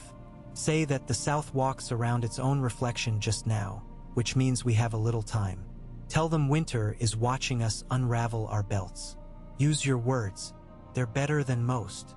Ghost was missed only in the way a good tool is missed, by the tasks that are slowed by its absence and by the sudden attention paid to the shape of the hand that wielded it. A boy reached out to scratch the ear of a mangy kennel hound and pulled back, surprised by the smell. "He never had that stink," he muttered, meaning Ghost. "He smelled of cold and of something that is not smell at all." "Don't get fancy," Dolorous Ed told him. "The next thing you'll be telling me is that the snow talks and the wind writes letters, and that the sausages turn their own selves in the pan out of gratitude. And I can't abide a sausage with airs." But in the night, Ed lay awake and thought about the way the wall had sounded lately when the wind ran along it. It had been making a different noise, as if there were new hollows inside it or an old song finding words. In King's Landing, Tyrion received Catelyn's letter with its careful thanks and read it while Varys watched with bland interest and Pycelle with wheezing importance. The imp finished and set the parchment down with a finger marking a certain sentence. "She writes well," he said. "Not in flights, in waits. Lady Catelyn has always had an admirable economy," Varys murmured. and a memory that does not forgive easily. It is a dangerous and useful combination. Like you, Tyrion said, and Varys bowed as if it were praise. Cersei took the ribbon Myrcella had chosen and examined it as if it were an enemy commander. She decided without acknowledging that it was acceptable and had it wrapped in the same cloth the letter had come in so that her daughter would see something that had crossed the world and returned as proof of it. Tommen chased a cat under a bench and came up with scratches and a grin, and for a moment the room smelled of childhood, which is to say of a world in which men have not yet taught you what words cost. Ser Kevin reported soft-voiced that the North had not tried to paint their withdrawal as something it was not. They had named it as a withdrawing and not a bending. They are not fools, he said, even when they are brave. Bravery is a kind of foolishness, Cersei said, when it is committed in public and in front of men who count. Luckily we have a surfeit of fools and a shortage of bravery, Tyrion said, and poured wine so that he did not need to meet his sister's eyes. He wrote then another letter to accompany the one that would set a date for the exchange. This one was to Myrcella. He did not write to her as a hand. He wrote to her as an uncle who had once dangled her over a fountain to make her scream and then laugh and had only been scolded lightly by the queen because the queen had been laughing too. He told her that the riverlands smelled differently at dawn, of water with its hair combed, that northern bread had a seriousness to it that commanded butter, that small folk did not look at you if you sat a horse and smiled, and that you should not insist they do. He did not tell her to be brave or to be good. He told her to be particular in the truths she chose and to learn which men grew quiet when they were right and which grew loud. He sealed it with wax the color of plum flesh and sent it with a man who understood that sometimes the most important things you carry are the ones no one weighs. Arya was not far from the fords when a tinker told her that men were swearing to keep their swords out of each other for a while. She stood on the far edge of the inn's yard and let the horse she was pretending to rub down curl its lip into her shoulder while she weighed the sound of the tinker's voice. He sounded like a man who did not know he could lie. Lem said it was a trick to make fools slow. Angwy spat and said he'd rather hang his bow over a chimney than risk becoming part of someone else's song about mercy. Thuras drank and then put his empty cup down like a point after a sermon and said perhaps the gods were tired of the taste of men. Arya kept her counsel as she had learned to. She did not say that swearing in halls does not always reach as far as roads and that wolves understand the difference better than men do. That night she dreamed of a white dog with red eyes who came into a room where a girl sat with her hands folded very neatly in her lap, and the dog put his head on the girl's knee and then looked through the wall and saw a boy standing under trees with his hand on a piece of paper as if it might run away. The first snow came that stuck in the fields between Riverrun and Maidenpool. Not much, just enough to argue with the facts of late autumn. The second came 2 days later and stayed. Men went to the walls with brooms and scraped and spread ashes where stone's slick honesty might betray a boot. Sansa learned to wrap her scarf with the turn of a wrist that had once tied favors on lances. She began to visit the kitchens in the mornings and learned which women laughed when you tried to help and which watched your hands as if they might carry away a spoon by accident and which, like a broad-hipped woman named Matilda with hair the color of good leather, accepted help in the tone of an invitation to stop being afraid of your own weight in a room. With Matilda, Sansa learned to stir and carry and listen to the quick, practical kindnesses that women throw to one another like crumbs and that keep people alive. You'll be a fine lady if you never need to tell a lie about how the bread came to the table, Matilda said. Which is to say, if you do not pretend it arrived because of love rather than because someone woke when it was black as a cat and put their hands in flour. She patted Sansa's cheek with a hand that had scraped dough out of bowls for 30 years. And maybe you will be a fine lady if you sometimes tell that lie too. Robb wrote, not to the crown, but to the north, and his letters bore none of the pretense or the careful half-phrases he'd had to use with men who measured.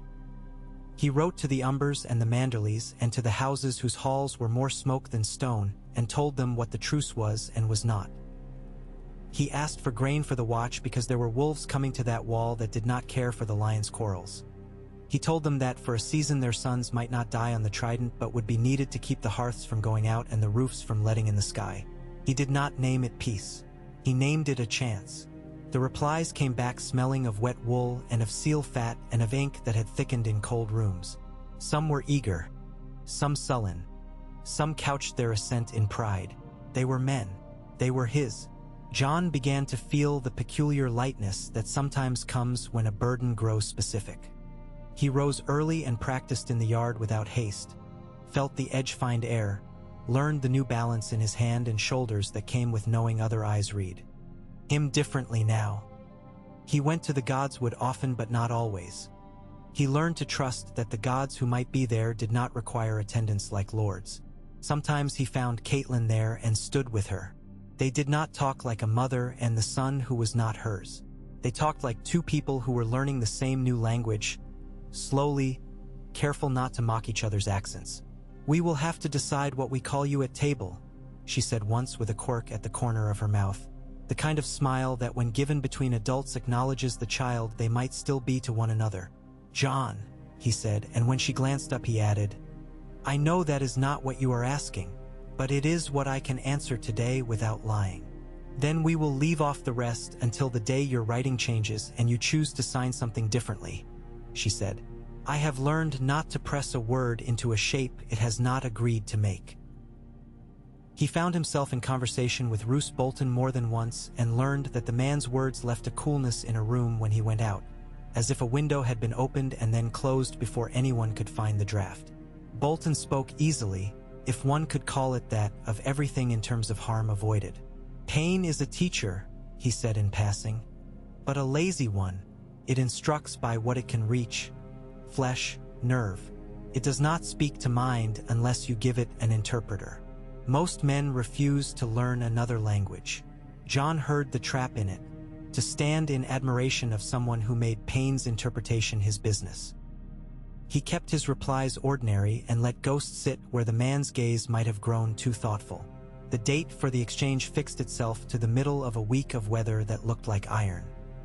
The route would be north along the King's Road away and then across through the fields to meet the slower, safer lane that would take them to a manorial hall whose lord had been wise enough to offend almost no one. The Lannister escort would bring Myrcella there. It would not be a great procession. It would be quiet. Lord Tywin had decreed it, and when he decreed quiet, even the wind took note. Caitlin would meet them with a company light enough not to look like a threat and armed enough that if threat arrived it would be startled and then confounded. John would go with her. So would the Blackfish. So would a Septa, because the faith liked to see its own near any event that smelled like a blessing. And so would Ghost, who needed no decree. The morning they set out, Matilda pressed into Sansa's hands a small bag with a tart inside that would not crumble entirely, so that you could share it without becoming ridiculous. "For the girl," she said. "Give it to her when the men have eaten their words and are ready to remember their mouths are made for bread." Sansa tucked it into her cloak and kissed the woman's cheek as if she had discovered that the court had its own kitchen where bargains were kept. They rode under a sky like a lid and past rows of leafless trees that stood with the stubbornness of men who had not yet been given leave to lie down. At noon a pale sun pushed its thumb through and the frost on the grasses glittered and then chose to melt. In the afternoon the road widened and smoothed, as roads do when the men responsible for them have coin and like to see how quickly their carriages can make a certain turn. A stand of had oaks appeared ahead, their bare branches like a congregation, and beyond them the hall settled itself into the earth with the confidence of a structure that had survived 3 different lines of lords and their preferences in porches. They saw the Lannister banner first and then the stag and rose that told the rest of a story that would not be finished for years. Then they saw the girl. She sat a Garen that had been chosen for its honesty rather than its looks, and her cloak was white fur over blue cloth, and the man beside her rode with a protective tension in his back that told anyone watching he would take an arrow meant for her not because he was ordered to but because his body would do it before his thought had the chance. She had grown a little since King's Landing. That happened to children who knew they were watched. As they approached, she sat straighter not because she was told but because she wished the women in the other party to see that she had learned something since last they met. Caitlin dismounted, and so did Myrcella, imperfectly, with a little bounce of boot and a small breath of relief when both feet were on the ground. They came together in the space between their companies, and the wind went around them as if it had been asked to. Myrcella curtsied with care and then rose and did something that startled both sets of men into intelligence. She stepped forward and embraced Caitlin as a child, not as a princess, arms around her waist as if that were a door she had been allowed to open. "You are welcome," Caitlin said, her voice steady because it had to be steady for both of them. "You are brave and you are welcome." Myrcella released her and turned to Sansa with a small smile that was both apology and greeting. They had been girls once together in a long, terrifying hall, and now there was a hall with a low roof over their heads and no one shouting, and they could exchange the secret that girls everywhere exchange when they realize they have both survived something ugly. Sansa curtsied and then did the same as her mother had done. She hugged the girl, not tightly because that would have been possessive, but firmly enough to say, "You are here now, and I will help hold you still while the world tries to tip you." Only then did Myrcella look to Jon. He had stayed back a pace because he had learned the politeness of not being the first thing a child has to take in. When her eyes found his, the miniature between them became an object that did not matter, a court toy, as all miniatures become when the person they represent comes into the room. She came to him without fear and held out her hand. "I like the pebble," she said very seriously. "I have held it when the queen shouted, and I have held it when Tommen laughed, and I have held it when the Septa told me I would be good if I finished my lessons, and I was not sure if she was right.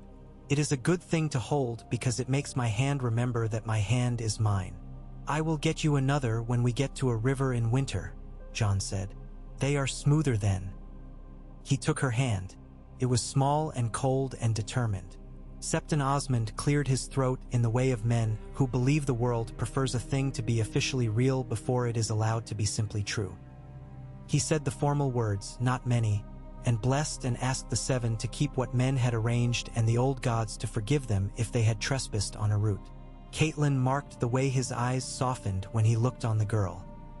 He had likely blessed noble houses his whole career, and seldom in all that time had he had the chance to witness an exchange in which the children looked as if they had been given something instead of taken. That softened eyes even in stubborn heads. The Lannister guard captain, no peacock, only a man with a scar parallel to his jaw that made you think of a line of march, stepped forward and delivered a small casket to Caitlyn's hands. "The queen's gift," he said, which turned out to be a brooch of a white flower set with tiny seed pearls. It was correct and would look well on a dress whose color had been chosen with care, and it was an object this girl could touch with a fingertip and remember that someone in the South had thought of her without thinking what she might force their enemies to do. Jon did not much care for jewels, but he recognized the value of a gift that acknowledged the receiver as a person rather than as a part in a play. They rode back as 4 separate groups turned into one company, the banners mixing in the wind, the men at rear looking over their shoulders less often than they had imagined they would.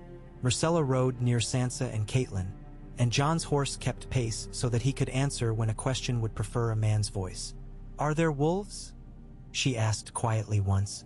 "Real ones, not the sort we mean when we speak of men." "There are," Jon said. "They do not like to be seen and are not interested in our stories about them. That makes me trust them more." "Good," Myrcella said. "I am learning to trust things that do not want anything from me." That night they stopped at a manor whose lord had the good taste to be dull, and the hall was low and warmed by a fire so honest the smoke made some men cough and sent away any thought Caitlin might have had of embroidery. Matilda's tart came out of Sansa's cloak with a flourish and a laugh that rose from its wrappings like steam. Myrcella took a bite and then looked at Sansa as if to verify whether she was allowed to say it aloud. "It is not good," she pronounced. "It is perfect. There is a difference." "That means you will do," Sansa said solemnly, and they laughed as girls laugh when they have decided something important and the world has not yet gotten wind of it. In the days that followed, Myrcella entered Riverrun as if she were learning to walk on a boat that had found harbor. She courtesied correctly to the Blackfish and to Edmure. She did not push Tommen's name into the corners of every sentence, which was wise because love always makes men suspicious when they cannot tell if it will be used against them. She took to the kitchens in the mornings with Sansa and learned how to hold a ladle without scalding her knuckles. She went with Caitlin to the Sept, which was smaller than the Red Keeps and smelled of bees and old linen, and asked the Seven to bless her father even though in the next breath she took a northern woman's hand and stood in the godswood and did not speak because here speaking is not always politeness. She did not try to pet Ghost until Ghost came to her and put his head under her fingers himself. And then when he did she smiled with a wonder that reminded Jon of a boy seeing the snow for the first time when he is young enough to be certain it has been made for him. Her voice is different when she is not working to be brave, Caitlin remarked to John quietly one afternoon after they had watched from a distance the girl and Sansa kneel with Matilda over a bowl to learn how to judge when dough is ready. Higher and lighter. I would like the world to let her keep both voices. I would like that for all of us, John said. And when Caitlin looked at him oddly, he felt the old distance between them shift and resettle. Not gone, but no longer the only terrain they knew how to walk together. Letters went to the capital. They were couched in the language of courtesy and read with the language of suspicion. Cersei read reports of her daughter's careful mourning and felt the ache in the rib below her heart that had been aching since Myrcella was born. Tywin took one of the reports, read it twice, and put it in a stack that his servants understood he did not want burned. And a day later he took it up again and read a sentence about the girl laughing at a dog's clumsy paws. And he did not smile, but he also did not set it down as quickly as he might have done. Tyrion went out into the city in a hood and a cloak and listened to men talk about the lull in burning, as if it were a delicate pudding that could be broken merely by naming it. He returned to the Tower of the Hand and wrote to Varys that the wolves were schooling their cub well, and that it might be to the realm's advantage to let them, though it would not be to the advantage of any man who wanted to pretend his will could make the world small. There were frictions, as there are whenever two proper ideologies share a table. Septon Osmond discomforted himself imagining the vows to be spoken one day under both sets of gods.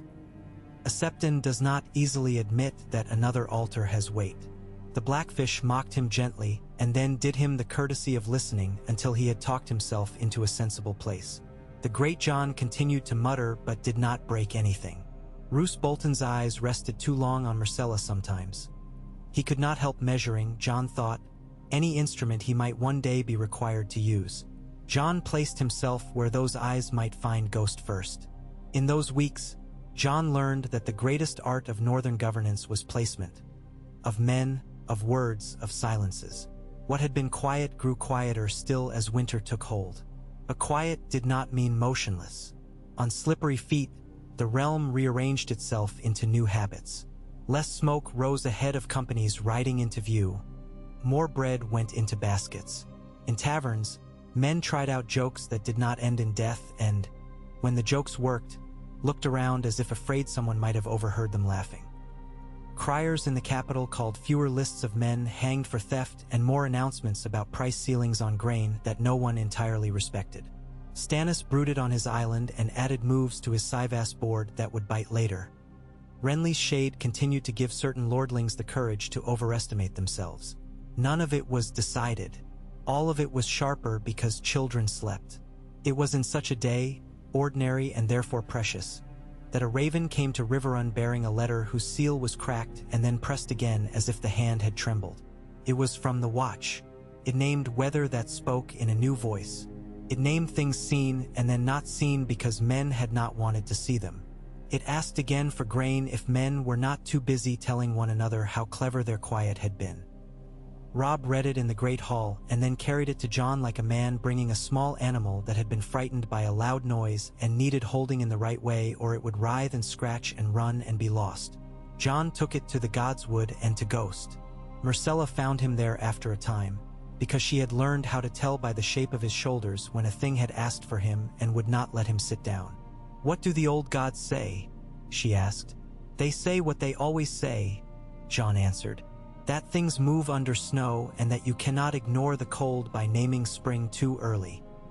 He showed her the letter and explained the pieces of it that were not words to someone who had not stood on the wall. She listened with the patience of someone for whom understanding had always been a controlled act and not a right. When he was done, she put her gloved hand over his and said, "Then the quiet we have made here must feed the quiet they keep there, or it will be a lie." "Will you say that in the hall?" he asked, because sometimes a girl's voice steadies a room in ways a man's cannot. She thought for a moment and then said, "I will if my knees will not shake." "They will," John said, and smiled in a way that told her it did not matter. That evening, in a hall warmed by arguments that did not bite, she stood with Caitlyn's hand on her shoulder and said in a clear voice that food for the wall was food for their own doors, and that men who waited until their own porridge boiled before thinking of others would find their fires blown out at the same hour. She did not mention gods. She mentioned the names of little towers on maps that men in the south did not notice and made them sound like neighbors. When she had finished, there was a silence of the best kind, the sort that follows the placing of a stone in the right place. It was broken by the Blackfish, who said mildly that perhaps the girl had been born mislaid in the north. It was sealed by Rob, who set his seal where his words had been all along. "Send the grain," he said. "Use the roads we have saved from fire. Use the quiet we have bought. If this truce does not make the wall stronger, it does not deserve to be kept." Caitlin dreamed that night of a spring in Winterfell when all her children had long legs and not enough heed, and she had watched them on the green from the covered walk, while a kettle sang in the kitchens and a dog barked and the men in the yard lifted their shields in an old rhythm that had kept her house whole for longer than anyone could rightly expect. In her dream, she heard a girl laughing. Sansa, not little but clean-limbed still, and saw a boy with a white wolf at his heels and a girl with hair the color of chestnuts running with her braid coming loose, and behind them, slow and brave Myrcella, her face tipped up toward a light that did not blind. She woke with the sort of ache mothers carry like a coin under the tongue in the night, and it took her a long time to swallow it. As for Tyrion, he received the news of the grain with a grunt that sounded like approval, because he did not care to waste the energy needed to smile. The city's bellies were calmer. The docks made less noise. He went once to the sept and stood there without kneeling and looked at the strangers painted in colored light on the high windows and thought that if gods had sense they would learn to love the taste of porridge and of bread without complaint. He went to the Hans Solar and found Tywin staring at nothing and did not interrupt him. The old lion lifted his eyes at last and said only, "This buys us time," which was the truest thing he had said in days. Spend it as if the coin were melting in your hand. When the first true blizzard came down from the hills and found even the river reluctant to move, river unburrowed, men learned the shape of their own lungs in cold. Ghost grew luminous in his whiteness, a moving piece of the weather made tame by love. Myrcella, wrapped and hooded and red-cheeked, learned to walk on ice with northern economy and laughed once when Jon stumbled in a place where she had just chosen her steps more carefully. He allowed the courtly defeat because he liked the lesson on her face. That joy is not a lion's prerogative. Sansa learned to sit by the hearth, and so while women told the stories they keep for winter, not the songs men like, but the quiet, practical histories in which a neighbor's lamp seen across a field at dusk saves a child's life, the letters kept their pace. News from the south told of Stannis's fleet worrying coasts like a dog at a boot, and then being thrown back and then returning as if a world of wind and tide could change its mind out of respect. News from the Isles told of ships that had not heard the quiet and had continued to take where there was taking. The Ironborn did not keep truces because they did not see why you should let anyone else have what you could mark by suffering for. Rob read these reports and frowned and made a small mark with the end of a quill and did not speak the thought aloud that bent his mouth.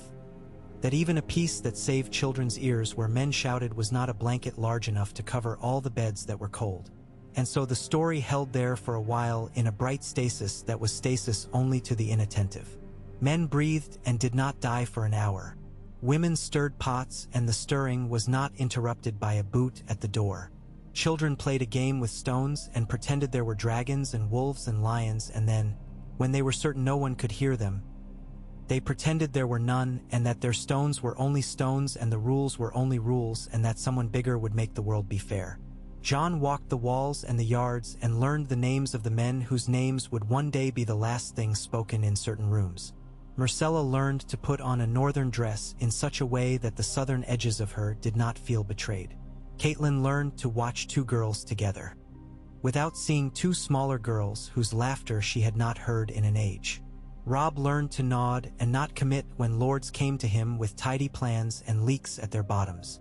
The Blackfish learned how to be still in a hall full of smaller movements without growing cold. And the river kept up its steady talking against stone, as rivers do, even when ice was forming at the edges of the conversation.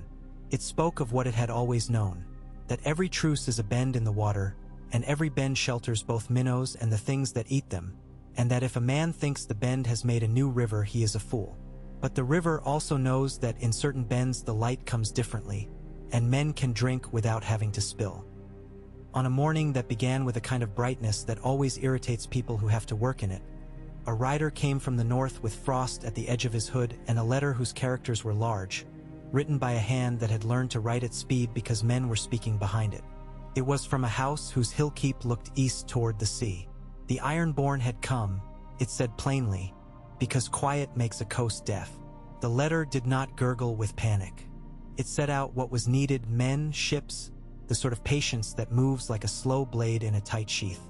It asked, in a line near the end that was as raw as a winter split in wood, whether the king's quiet extended to the sea or whether the realm would need to learn to make two kinds of listening at once.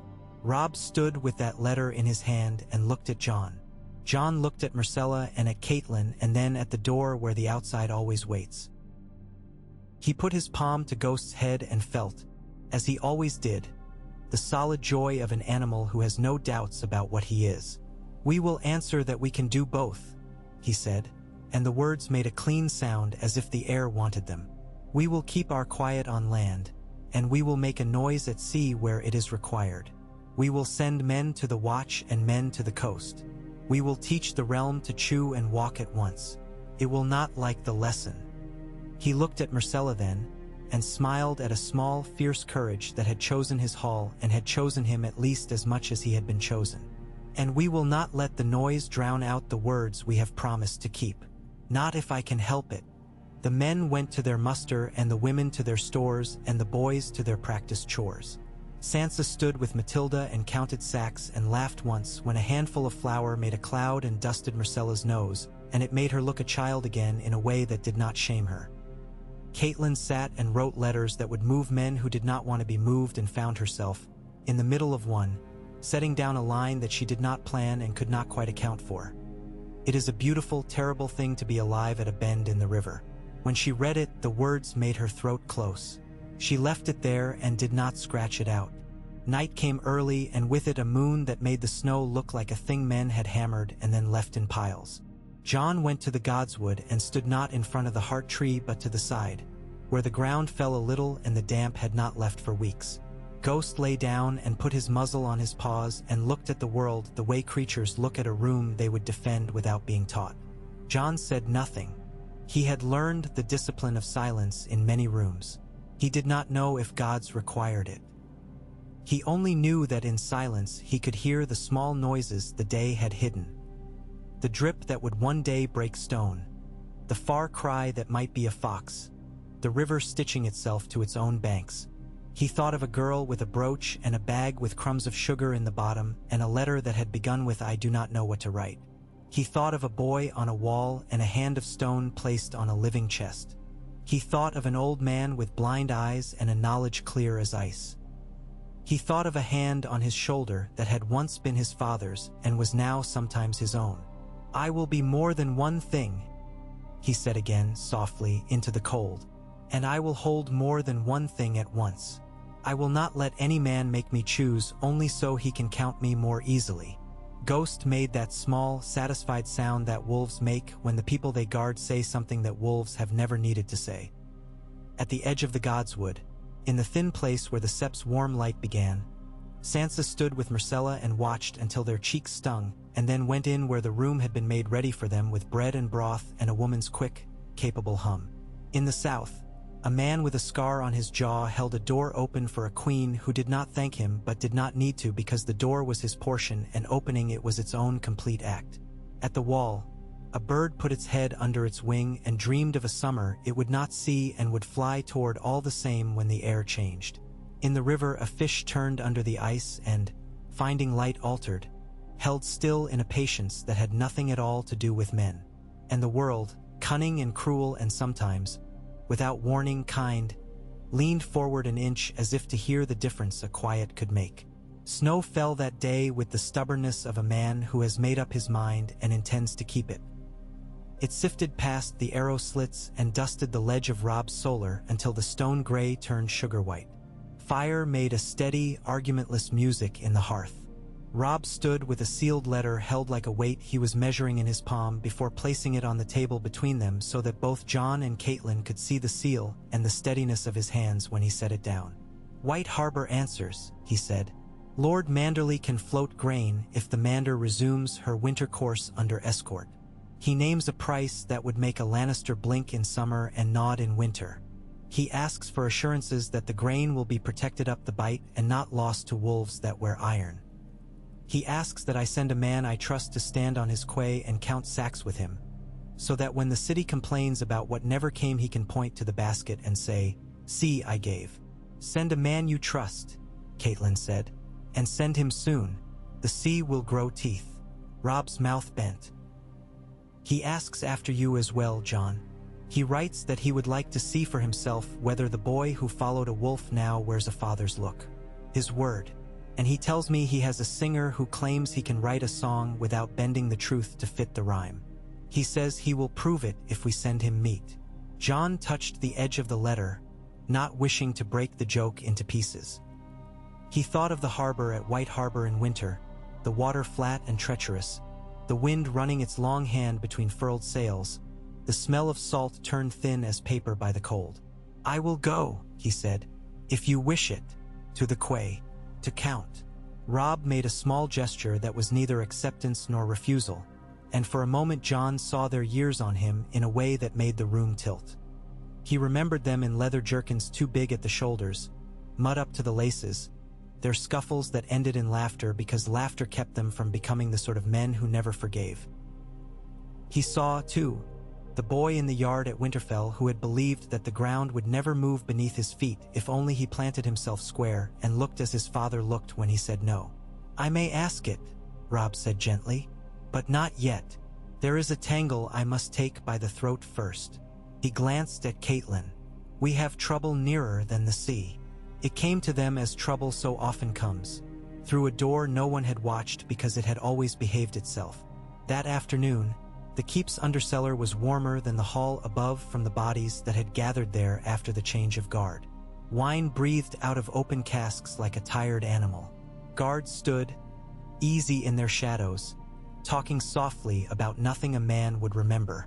Willem Lannister and Tyon Fry, boys in a world that names boys Lord, when it cannot be bothered to distinguish, sat on a bench with a game of Syvass on a wobbly board between them. One chewed his lip when he moved the spearman. The other corrected the move and then apologized for correcting. The boys did not know to be afraid of the world in the right ways. They were learning the wrong ones quickly. Karstark's men came with their cloaks closed and their grief held like a blade under the cloak. They had drunk a little enough to give their hands a steadiness not entirely their own. They had sharpened arguments among themselves until each could play any part without falter. They came by the narrow run that skirts the kitchen, where scent of smoke and onion and marrow lays like a comfort, and the warmth took some of the tight out of their wrists. They passed two men arguing about dice and a cook scolding a boy for washing his hands too long in a season that does not forgive waste. They walked into the undercellar together like a word said with one voice. The first guard did not die. He fell with a sound like a sack of flour, and the iron rung of his sword against stone was louder than the breath leaving his body. The second guard got his blade out, and in getting it out he gave a warning to every ear within reach. The boy Willem drew breath to call and then swallowed it because a man with eyes full of winter put a hand on his mouth and said softly, as if to a horse, "There now." A third man, whose club had cracked skulls in barns before it found a lord's service, put his back to the door and pushed it with his heel until it settled. Sansa was 2 corridors away, listening to Matilda explain how to tell when broth has forgiven you for being impatient with it. Ghost's head lifted in the warm, his ears flicking. The direwolf's mouth opened to taste the air and closed. Sansa felt the change in him as if he had been part of the bench she sat on. "Jon," she said, and stood before she had permitted herself to think. She did not run. Matilda had taught her the difference between hurry and panic, but she was quick as women are when they carry hot pans and know the benches a child might be hiding behind. She came into the undercellar as the first whisper of wrong reached the hall above. The boys on the bench had stood. They looked amazed, as if the actors on a stage had stepped down into the yard and asked them to hold props. Karstark himself was not there, which Sansa would later understand to be part of the plan. His men had decided they would give him his grief and keep for him a distance from the dirtiest edge of it. But one of them had his face, or what grief and winter had made of it, high, proud bones under a skin that had gone so thin it could have torn. The man held a knife shaped like a question. Sansa did not cry out. She did not think anything she had practiced since she had come to Riverrun would serve. She did the thing that had saved her in rooms where shouting was a sport. She moved toward the most dangerous man as if he were a child she must coax out of a corner without spooking. "My lord," she said, and did not name him. Names can make a man dig in where his name is. "Do not do a thing you will hate longer than you have life to hate it." He turned his head. His mouth made a small, honest shape of surprise. "You are a brave girl," he said, and meant it as a fact without affection. "Bravery is not always mercy. I am owed payment, and I will take it because the world has forgotten its ledger." He put the blade under Willem's jaw, not cutting yet. The boy made a sound like a door in wind. "Take mine," Myrcella said, very clear and quite calm, from behind Sansa's shoulder. She had followed her as a candle follows a hand in a dark room. "If you must have Lannister blood to cool your anger, take mine. I am fuller of it." Her cheeks were flushed from the cold, so that she looked almost like a girl who had been running for a game's sake. She came to stand where the man was forced to look at her because she had put herself between him and the door. "It will not buy what you paid," she said, "but it will stop you from being stupid in a way you cannot repair." The man with the knife blinked. One of his fellows swore softly under his breath, the way a man swears when a horse he did not expect to be brave puts its shoulder under the harness. Ghost came then like winter itself, soundless, certain, and put his body between the boys and the men who had come to kill them. He did not snarl. He showed his teeth. The blade against Willem's throat nicked. A line of red welled and then thickened. "Enough," said Jon from the door with a voice like water finding a stone at last and wearing it. He did not have steel in his hand yet. The steel was in the room already. He had Ghost, and he had a tone men obey when they recognize, in some old part of themselves, a command made without ego. He did not look at the boys. He kept his eyes on the man with the question-shaped knife. "You do this, and you kill the quiet we have made," he said. "You damn your lord, and you make a thing that little girls will tell one another in kitchens. And the telling will be a weight on your chest so heavy you will forget how to breathe even in sleep." "My sons," the man said hoarsely, and his throat worked with a swallow that looked like it hurt. "Gods keep them," Jon said without flinch. "Nothing you do with your hands here will reach where they are. But what you do with your hands here will reach everything you claim to love that is still breathing." He took a step. Ghost took one with him. Sansa reached for Myrcella's sleeve and found it like a rope. "Drop the knife," Jon said. "Drop it, and go to your lord and tell him you tried. Let him be the man who decides how much blood we will spill to keep his name from choking him." The man's hand trembled, a small, treacherous shake that betrayed him to himself. He pressed the edge to the boy's skin and saw the thread of red, and saw, most keenly, that red gone to a shout that would come at his back for the rest of his life. He saw the direwolf's eyes and knew that if ghosts have weight, this one did. He let the knife fall. It hit stone with that final, distinctive clink that says an argument is over.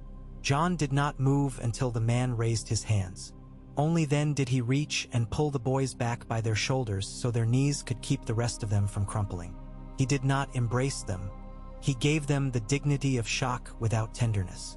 When Robb came a breath later with the Blackfish and a cluster of guards, the scene had settled itself into a shape men could read without too many words. Ghost between. Sansa and Myrcella still. The man standing with his hands open, his shame arriving in his face like cold. Robb looked once at the cut on the boy's throat, and then at Jon, and then at the men who wore Karstark's colors. "Take them," he said. "Majesty," one of the men said. A brave word in a place where words choose whether they want to serve. "We came to do what you have not had the strength to. You came to hang your lord," the Blackfish said dryly. "You just tied the noose for him with that mouth." He flicked his fingers and the guards moved. Catelyn found them in the hall not long after, the boys bandaged, Myrcella standing very straight because her knees had gotten their way after all, and she would not let them enjoy it. Sansa with flour on her cheek from Matilda's hand when the woman had come to see what the shouting had meant and laid her palm there, as if to verify that this face was still the one she had stirred for. Karstark himself stood with a desolation so contained it burned. When he turned his head to see his men brought in, Catelyn thought of a door giving. She had seen men break, loudly, messily, with tears and spit. He broke as ice breaks. The room stung with it. Robb's words were slow and careful. The way he spoke when he had to carry both his father and himself in his mouth at once. "Your men would have slaughtered hostages under truce," he said. "They would have made me liar and oathbreaker and fool in the same stroke. They would have killed me without having to cut me." Karstark's mouth twitched. "The Lannisters killed my sons." "They did," Robb said. "And I would have taken Joffrey's head for it with my own sword. But I will not pay with the quiet we have bought. I will not sell a girl my sister's age into fear, so that you may count more accurately the blood you have lost." "They would have been 2 drops in a sea," Karstark said, voice flat with knowledge of his own argument's poverty. "And we would have drowned in those drops," Robb said. "I will not let you do it. I won't." He looked at the men. "You will be confined until I decide how to keep what's left of your lord's honor from falling to pieces in my hall. Thank the girl who kept you from dying for your grief today." Karstark's eyes went to Myrcella then and lingered, not in cruelty but in a kind of savage curiosity. "You would have given your blood," he said. "I would have given what would have turned you back from stupidity," Myrcella answered, her voice thin now with the shaking she would not permit. "If that was my blood, then yes." He bowed his head, not to her but to something he had recognized. Then he stood straighter and put his hands behind his back to make it easier for the guards to take him. He did not plead for his men. He did not plead for himself. He did not apologize. Grief rarely does. After, when the hall had emptied and the fire had regained enough attention to make it sound again, Catelyn sat with Sansa and Myrcella and Jon in a smaller chamber where the light was good on women's work. Matilda brought them broth without being asked and then stood a moment to count the faces she loved and went away muttering about onions because the human heart cannot hold too much at once without some complaint. Catelyn took Myrcella's hands and turned them over gently. "You were very brave," she said. "That does not mean you must be brave again tomorrow. You may be small for a day and then large again the day after." "I will be small later," Myrcella said. Her lips whitened as she pressed them together. "When Tommen writes." "He will write," Sansa said, with confidence learned the hard way. "I sent him a letter with a drawing of Ghost's paws." Myrcella managed a small laugh at that, and then the laugh turned into something else because the body insists on turning what it cannot name into tears when it is lucky. She did not cry hard. She cried as ladies do, with as little noise as will suffice. Catelyn gathered her and found that she did not feel like a stranger in her arms. Sansa, seeing her mother's face over the girl's hair, felt something soften in it that had not been soft for a long time. Something pushed there by a grief that had found a temporary place to sit down. Robb did not sleep well that night. When he did sleep, he saw his father's face and his own face, and they blurred and then separated again, as if the gods had been asked to decide which man he was and had chosen not to offend either petitioner. In the morning he went to Karstark and told him that his men would live because a girl had spared them their honor's worst act. But they would not leave the cells until the winter turned, and then they would ride north under escort and do the work that men who have used up their rage do for the rest of their lives. Chopping wood, burying, building fences that hold in lambs but not wolves. "You will not see me again before you go," Robb said. "I cannot afford to let your face be the one I remember when I must move men as if they are stones." Karstark inclined his head once. "I asked the gods to keep you your father," he said, and for a second there was the shadow of pity in him, as if a man looking at a mountain might pity the stream in spring. "They will keep you yourself instead." In King's Landing, Cersei read the report of the underseller, lifted her eyebrows when she reached the line that made a point of the girl's bravery, and set the parchment down so that the table would not see her hands. She looked at Tyrion, who had brought it with his usual mixture of glee in true things and exhaustion at having to say them aloud in rooms where men wanted pretty lies. "She thinks herself a wolf," Cersei said. "She will be partly right," Tyrion replied.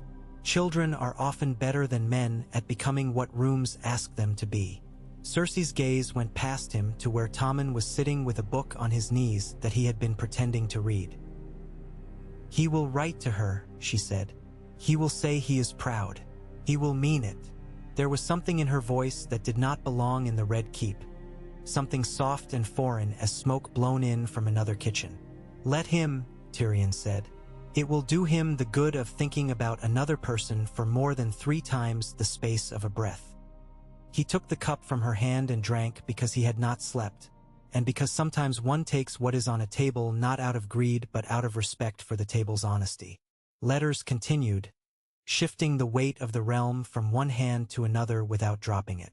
From the Dreadfort came a neat, controlled message that managed to say everything a loyal bannerman must say, while also reminding the king that men with long memories are useful but also require care. Roose offered a small company to ride to the stony shore with men who knew what a wave can do to a careless horse. He did not mention that his bastard had been seen riding with men who had a taste for night work. He did not need to. Jon read the letter in the solar with Robb and kept his face as plain as bread. "Send the Manderly men by sea and Roose's men by land," Jon said. "Make them meet a day apart so one can scold the other for being tardy. Let them be cross and then be brothers when they are wet and cold together." Robb smiled. "You are your father at a table," he said, and the compliment did not make Jon stand straighter because he had learned to carry Eddard Stark like a weight that must be balanced and not like a plate held up to the sun. "We will do it, and we will hope the Ironborn remember to drink and overestimate themselves when the cold comes down their collars." They did not remember to do either for long. A letter from Deepwood Mott spattered the floor with melted snow as the man who carried it stood, trying not to drip on the red tiles. Asha Greyjoy, calling herself Yara in the tongue she preferred, had come with men quiet as rain and taken the timbered walls before the women inside could get the children under the beds. She treated captives with the rough, brittle mercy of a captain who knows a shore is not where she lives. "She will not keep it for long if we choose to be clever," the Blackfish said, rolling the letter into a tube and tapping it on his palm. "She knows wood and salt. She does not know winter on land. Belittle no one who can use a rope and wind," Catelyn said. "Those arts translate. Then we will translate ours back at her," the Blackfish said, and there was a glint there that made Robb's mouth twitch in the first honest amusement he had had since the Undercellar. "We will take her boat away from her without leaving the yard." Jon rode that next week with a small cavalry of men used to the road between Riverrun and the High Cold. Ghost ran beside, thrown out ahead and called back with a whistle. The animal obeyed with a casualness that stung Jon's throat with pride. They went to a new crossing where the ice had taken the river and left the bridge redundant, and they practiced the sort of patience the North teaches as a point of honor. The sky chose to keep its snow to itself, and the men did not waste the reprieve by believing it was a kindness. In the evenings, by firelight, Myrcella learned to read northern maps that did not presume the capitals of the south were the centers of anything except their own noise. She learned the taste of names: Barrowton, Torrhen Square, the Rills. Sansa taught her the history of houses by the stories of their women, because men die on battlefields and we remember the recipes. And Matilda taught her exactly how much salt keeps a stew honest. In the little room off the kitchens where heat gathered like gossip, Myrcella asked once, very quietly, "When we are married, will the gods be angry if I ask them both to listen?" "They will not agree with each other about it," Sansa said after a pause, because she had learned that answers with edges are kinder than the ones that bend and then break. "But they have both heard worse. And if you ask them to keep children intact and happy at dusk, most gods will pretend that is what they have always wanted to do." Myrcella smiled. "Then I will ask for that, and for a kitchen that smells like this." "You are a sensible girl," Matilda said, and put an extra ladle of stew in her bowl as if rewarding a child who had chosen the right truth to carry. At the wall, Jeor Mormont took the White Harbor grain into the yard with gruffness and then told Sam to write a letter that mixed numbers with gratitude in the right ratio. Sam's quill scratched like a mouse. Men ate and did not pretend not to be grateful to their own mouths. Gratitude is easier when it comes with meat and not with sermons. In the dark before dawn, Mormont woke with the taste of iron and the echo of a horn in his ear that had not sounded. He went to the ramparts and stood, and the sky to the north had a quality to it that made the hair on his arms think about standing. He did not pray. He had too much work for that and too little patience with gods who show up only to take credit for what men and women with chapped hands have done. Corin Half-Hand stood beside him without announcing himself with anything as foolish as a cough. "They're moving," he said. "Not our kind." "I know," Gior said. The knowledge sat like a coin in his belly. "We'll go before the worst of it. Find out how many and whether they're dancing for themselves or have found a new fiddler." Corin grunted. "You have a talent for names." "I've a talent for seeing where my men will die if I don't draw the line right," Gior answered. "Send a raven to Riverrun. Tell them they can praise themselves later for sending grain, while we thank them by not dying of stupidity during the next moon." The raven went with a concise hand. It arrived as Sansa and Myrcella were knotting ribbons into their hair because the cook had told them they looked like girls from a story when they did. Catelyn took it, read it once, and then passed it to Jon without the pause that gives bad news extra teeth. He read it and looked up at Myrcella, who had stopped with her hands half raised, a ribbon's end bright against her palm. "Winter keeps its own counsels," he said. "They'll go out. We'll send back a reply that tells them we are not fools about how far the South's kindness reaches." "Will they need more grain?" Myrcella asked. "Everyone needs more of something," Catelyn said softly. "Grain buys you time. Time buys you the chance not to be wrong." Tyrion woke with a headache and wrote 3 letters before breakfast that would not fix anything immediately, but would make a certain sort of man admit later that he had been wrong in a way that would leave few bruises. He wrote to Doran Martell. He wrote to Wyman Manderley. He wrote to a banker in Bravos who had once lent to men who have bored him to death with talk of silk and tolls, and who might be amused to be asked to float a winter on behalf of a realm held together by a girl's calm. He sent Varys to listen and Littlefinger to talk, and himself sat with a ledger and did the kind of arithmetic that keeps kings from having to step over bodies on the way to their chair. He did not flatter himself that any of it would be remembered in songs. He did not flatter himself with songs, period. Cersei, for her part, tried not to imagine Myrcella's hands too often because imagining hands can make a woman useless. She allowed Septon Lucian to explain at length why a betrothal under both gods required a certain phrasing, and then told him calmly that if he wished to live to see spring, he would make the phrasing fit the weather. She watched Joffrey lash a man for having the wrong hat and did not interrupt him with anything as foolish as a mother's plea. She watched his mouth and made a note about how and when to introduce Marjorie to that mouth, so that it might learn to say something other than I. She went to the maiden vault and lay her hand for a moment on the bed where Myrcella had slept and told herself that strength is knowing the difference between keeping a child and keeping the world her child will walk in. News from the Iron Isles had a taste of salt and smoke and contempt for men who sleep on featherbeds. Balon Greyjoy had declared again what he had declared before in a voice like an iron bell. The sea does not sign treaties. His ships harried where the coast was least attended to. Good men in the rills and around Barrowton held their doors with their shoulders and learned that even a man who lives in the middle of land sometimes must know how to hear a sail. Jon read the reports and put his finger on the map where the shore makes a little curl and said, "Here," to the Blackfish, who nodded and sent men to appoint a day's march from where the Ironborn would plant and pretend not to plant. When the Ironborn came, as if they had been listening to the quiet to find a place to shout, they found men who did not need to shout to kill. No one believed the truce permanent. That was not its work. Its work was to make rooms in which children could hear themselves think, and for men to remember the shape of their wives' faces in lamplight instead of only by fire's glare. It held through a winter market where women traded wool for candles and men traded knives for plowshares, and then back again because spring chooses its own day and does not listen to men's plans. It held when word came from the twins that Walder Frey had discovered a new way to be insulted and demanded at least the courtesy of a letter, which Catelyn wrote in a hand so polite it would have shamed a god. It held when Gendry the smith's boy hammered a bit of steel so true it rang like a bell and men decided to take it for a sign because signs are easier to carry than sacks of grain.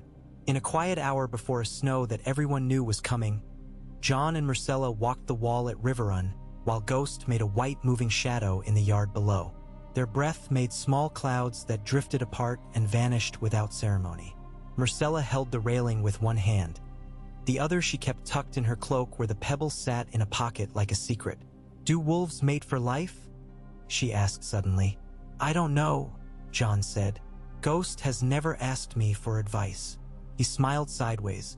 "We pretend to know the answers when it pleases us. We pretend not to when it frightens us. Ghost dislikes both sorts of pretense." "I would like not to pretend," she said, "as often as I can. I would like to be brave without being foolhardy. And I would like to learn how to stand in a room without it making me smaller or larger than I am." "We can try," John said. "We can at least not lie to each other about whether we are succeeding." He stopped and rested his gloved hand on the stone. "When we wed, there will be noise. There will be men counting what they have bought. There will be women pitying me for the cold and pitying you for the castle. There will be songs that do not deserve the length they are sung. But there will be mornings when I bring you a cup of something hot and you tell me if the rabbit stew in the kitchens needs time." He surprised himself. He had not meant to say that. He was not a man who fancied himself a dealer in domestic futures. But the picture offered itself and felt truer than anything else he could have spoken. "If we have that, I can stand the rest." She looked at him, and her eyes had that shine not of tears but of a person holding a laugh because to let it out would be to give something away to the cold. "If we have that," she said, "then when the men are finished with their songs, we will have something to hum to ourselves that will not need them. A horn blew then, not alarm, not joy, the middle one men use for gathering when the weather wants to hurry you and the captain refuses to be rushed." They turned and saw Rob striding with the letter that had come from the rills confirming the iron-born repulse. His face alight for once in a way that did not look like a man who knows how much is owed on the happiness. He lifted the letter in a salute to them both. "We are not fools, it turns out," he said, almost laughing. "Or if we are fools who can still count." Supper that night tasted of success, which is to say it tasted like relief mixed with the practical reminder that success is only a respite rented by work. Sansa sang a small, old song for Myrcella while Matilda washed her hands with such determination that the soap squeaked. The song did not have a lion or a wolf or a dragon in it. It had a well and a girl who drew water and a boy who carried the bucket and the line. "You go first and I will follow." When she finished, Myrcella looked into her lap for a moment and then up with a smile that put the room in its right shape. In the middle of that winter, a package arrived from King's Landing with enough ceremony attached to it to be slightly ridiculous. 3 seals, a guard who spoke of it with reverence as if it contained one of the 7 themselves, a letter from Myrcella explaining why wax requires respect. It was a gift sent by the Queen to mark the betrothal. Inside, beneath cloth that smelled faintly of myrrh, lay a pair of gloves made from doeskin so soft they might have been made from the idea of warmth rather than the thing itself. On the back of each glove, a single small white flower stitched in silk. Myrcella put them on and flexed her fingers as if testing a thought. "She wants me to be warm," she said, almost wonderingly. "She wants you to write that you are," Caitlin said with a kindness that did not hide its edge. "Which you may do." "I will," Myrcella said, "and I will send her a pair of mitts made here. The kind that look ugly until you put them on your hands and find they know more about your fingers than you do." "Matilda will see to it," Sansa said, and Matilda, overhearing, snorted at being volunteered and then nodded because some errands carry more weight than they admit. The snow returned, and with it a week of days whose edges were so sharp men cut themselves on them without knowing exactly where they had touched. The river slowed its speaking. The godswood went silent in that way trees have when they are busy. The sept smelled of beeswax and breath. Between those 2 places, a marriage began, not in a bed or under a canopy or with ceiling kisses in rooms full of strangers, but in the work of living beside and the honesty of telling small truths. John learned he snored when he'd been drinking and was less proud of it when told. Myrcella learned her hand was not as steady carrying a bowl when someone watched her as when they did not, and she trained it not to care. Ghost learned the exact sound of Myrcella's footfall in a corridor and would lift his head when he heard it and sometimes, only sometimes, thump his tail. On the day the sky finally cracked and showed blue so sharp you could slice fruit with it, A rider on a horse nearly mad with cold came with a message from the south, roundabout and heavily sealed. It said, in the sort of sentence that tries to say everything without being accused of saying anything, that Lord Tywin would welcome a delegation from the north to discuss the practicalities of a wedding under the eyes of gods who do not agree about anything but what they like to see in women's virtue. It suggested the venue should be somewhere neither side had ever bled. Proposed a date no one would like. It ended with a line in Tywin's hand. If you insist on quiet, learn to make it, and do not require me to do your work. Robb passed the letter from hand to hand. The Blackfish read it with a grin like a knife. Catelyn read it and set it down as if it were a hot pan she had proved she could hold. Jon read it and looked at Myrcella, whose face had gone pale. Not with fear, he saw, but with the effort of trying to decide how much of herself she could afford to give to the hour in which she walked into that room and how much she must keep back for her own life.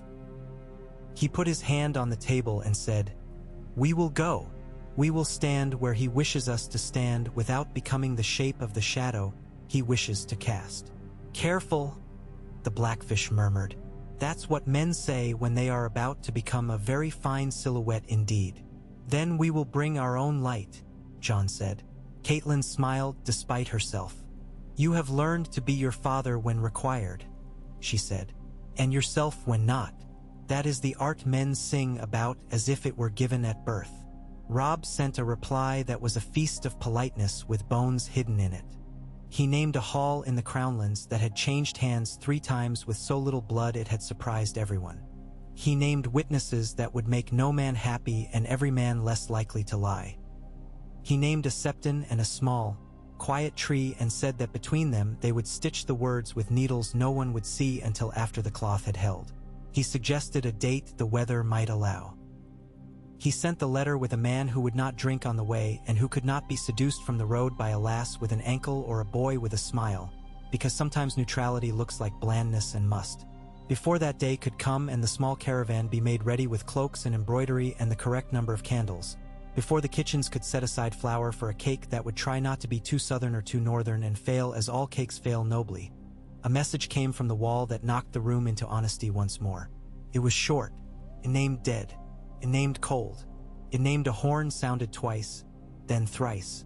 It did not plead. It did not ask for songs. It asked for men. Above all, it asked for men. Robb read it and sat back as if the chair had given him its weight and asked him to hold it a while. Catelyn covered her mouth for a moment to keep in a sound that would not have helped anyone. Jon stood. The world rearranged itself around his standing, as worlds do when a man has been built with the right lumber for them to lean on. "I will go," he said. "The truce," Robb began. "The truce is not with the cold," Jon said, "nor with the dead, nor with anything men can teach to hold a quill." He placed his palm on the letter as if he might lift some of its chill into himself. "I am a man of the Night's Watch," he said, and Myrcella looked at him and nodded, as if he had stated a fact as solid as salt. "The South gave me permission to come away. It does not have to give me permission to go back when the old work calls.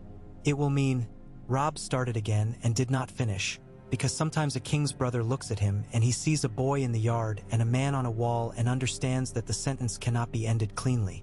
"It will me." "And later," Jon said. He turned then to Myrcella, and in that turn there was everything: apology, promise, confession, vow. He did not take her hands because he had learned not to do things that made women be brave when they had already done enough of that for one season. "When I come back, I will bring you a piece of the wall if the wall will give it," he said, attempting lightness and missing it by a hair and not minding. "Bring me a word from the old gods," she said, astonishing him, her mouth steady. "Bring me a word that says we were right to make a quiet while you went to defend the rest. Bring me a word that will let me tell my brother the truth without making him afraid." She lifted her chin then, and there was a queen in that gesture who would have lived in any age. "Go, and come back, and if you should not, I will carry you in a way you would like." He laughed softly, in a way that men laugh when they are surprised by being understood. He touched the top of her head, glove to hair, as if testing that the world still permitted him this small blessing, and then he went to pack as a man does who knows the road to a place by heart. Ghost paced him from chest to saddle to gate. The yard had that special silence it gets when a man goes to meet something bigger than himself and everyone is decent enough to swallow the words that would only make the cold sharper. Sansa kissed his cheek and told him Matilda would keep the kettle hot until he came through the door, and that it was no trouble to keep a kettle hot and he should not think himself a burden. Catelyn pressed into his hand a small square of cloth she had mended weeks ago for no particular reason and now presented because women do not waste utility. The Blackfish gripped his forearm and said simply, "Mind the wind." Robb hugged him and did not try to make the embrace say anything it could not say. Myrcella stood beside the gate and lifted a hand in a salute that was not ladylike at all and therefore perfect. Jon rode out under a sky like iron and into a wind that was generous in that it told him what it intended to be. The road north had been traveled 1,000 times by men who thought themselves going into legend and 1,000 times by men who knew they were going into the long work. He loosened his shoulders. He set his jaw in the way Eamon had recommended, neither tight nor slack. He spoke to Ghost under his breath, and Ghost, being a good listener, accepted the sound as part of the day. Behind him, in a castle full of women who had earned the right to do work without having to ask permission, Myrcella and Sansa went to the kitchens and rolled dough under Matilda's stern eye. Catelyn went to her letters with the discipline of a woman who has learned that paper will take your tears and then show them to you in the morning. Robb looked at the map again and at the words written there and saw in the spaces between them the task of a king at a bend in a river. On the far coast, a woman named Asha Greyjoy stood on a wall she had taken and watched snow falling on the sea, and for a moment she forgot to despise the land. In King's Landing, a boy king put on a new cloak and shouted at a tailor for making the collar too tight, and a queen watched and learned when to pull and when to slacken. Tyrion put down his pen and thought of the north with a fondness he would not admit to Varys, because to admit something is to invite it to be taken. At the wall, Jorah Mormont stood with his men as the wind rehearsed an old, terrible song and said, "We go." He did not tell them to be brave. He told them to tie their scarves correctly and to check each other's buckles. He told them to be ugly in their work so that their beauty could be reserved for nice words in a hall later when men needed a picture to make them cry. Jon reached Castle Black with ice on his beard, and a relief so deep it made him stand for a moment in the yard and look up like a fool who has seen a thing he loves and has decided to permit himself the extravagance of saying so in his chest. The lift groaned. The men on the platform stamped. The wall rose. He breathed in air that had no patience with song and discovered that the boy who had once come north hoping to be made a man had returned to be reminded of what being a man was for. On a dusk where the light was purple in the way it is just before it decides to go altogether, Jon stood on the wall with Ghost at his side and looked north. The world at that line had stopped pretending to be anything other than what it was. He put his hand on the ice and felt no god in it and all the gods at once. He thought of a girl with a pebble in her pocket and flour on her cheek and a ribbon tied badly because she had been laughing. He thought of his father and of a mother he did not know. He thought of a brother with a crown and of sisters who had learned to thread needles with steady hands in a wind that would not stop asking for things. He said, not aloud, because some words are best saved for rooms we will never own, "I will be more than one thing." And then, because the wind heard and seemed to approve, he added, "And I will be the right thing when it is time." He turned. Below, at the foot of the steps, Jeor Mormont waited with the patience of a man who had taught younger men to take their time making promises. Figures moved at the edge of the world. Horns lay ready on the rack, each with its task. Men's breath rose, fell. Ghost's tail flicked once, and in that flick was the whole of a vow made not of words but of weight. The quiet held in the Riverlands that night, and in kitchens elsewhere women lifted lids and set them down and did not have to teach children to count backward to calm themselves when men shouted. In a great hall where a map was spread and a candle dripped, a king put his finger to a line and knew the distance between the 2 points not only in miles but in hunger and prayer. In the Red Keep, a queen lay in a bed where only her own body warmed her and tried not to think of a small pair of hands far away nestled in midst too ugly to be court but perfect for life. In a ship beating its way along a sullen coast, a captain adjusted his course by a star and did not think about gods. In the snow, a white wolf raised his head and listened.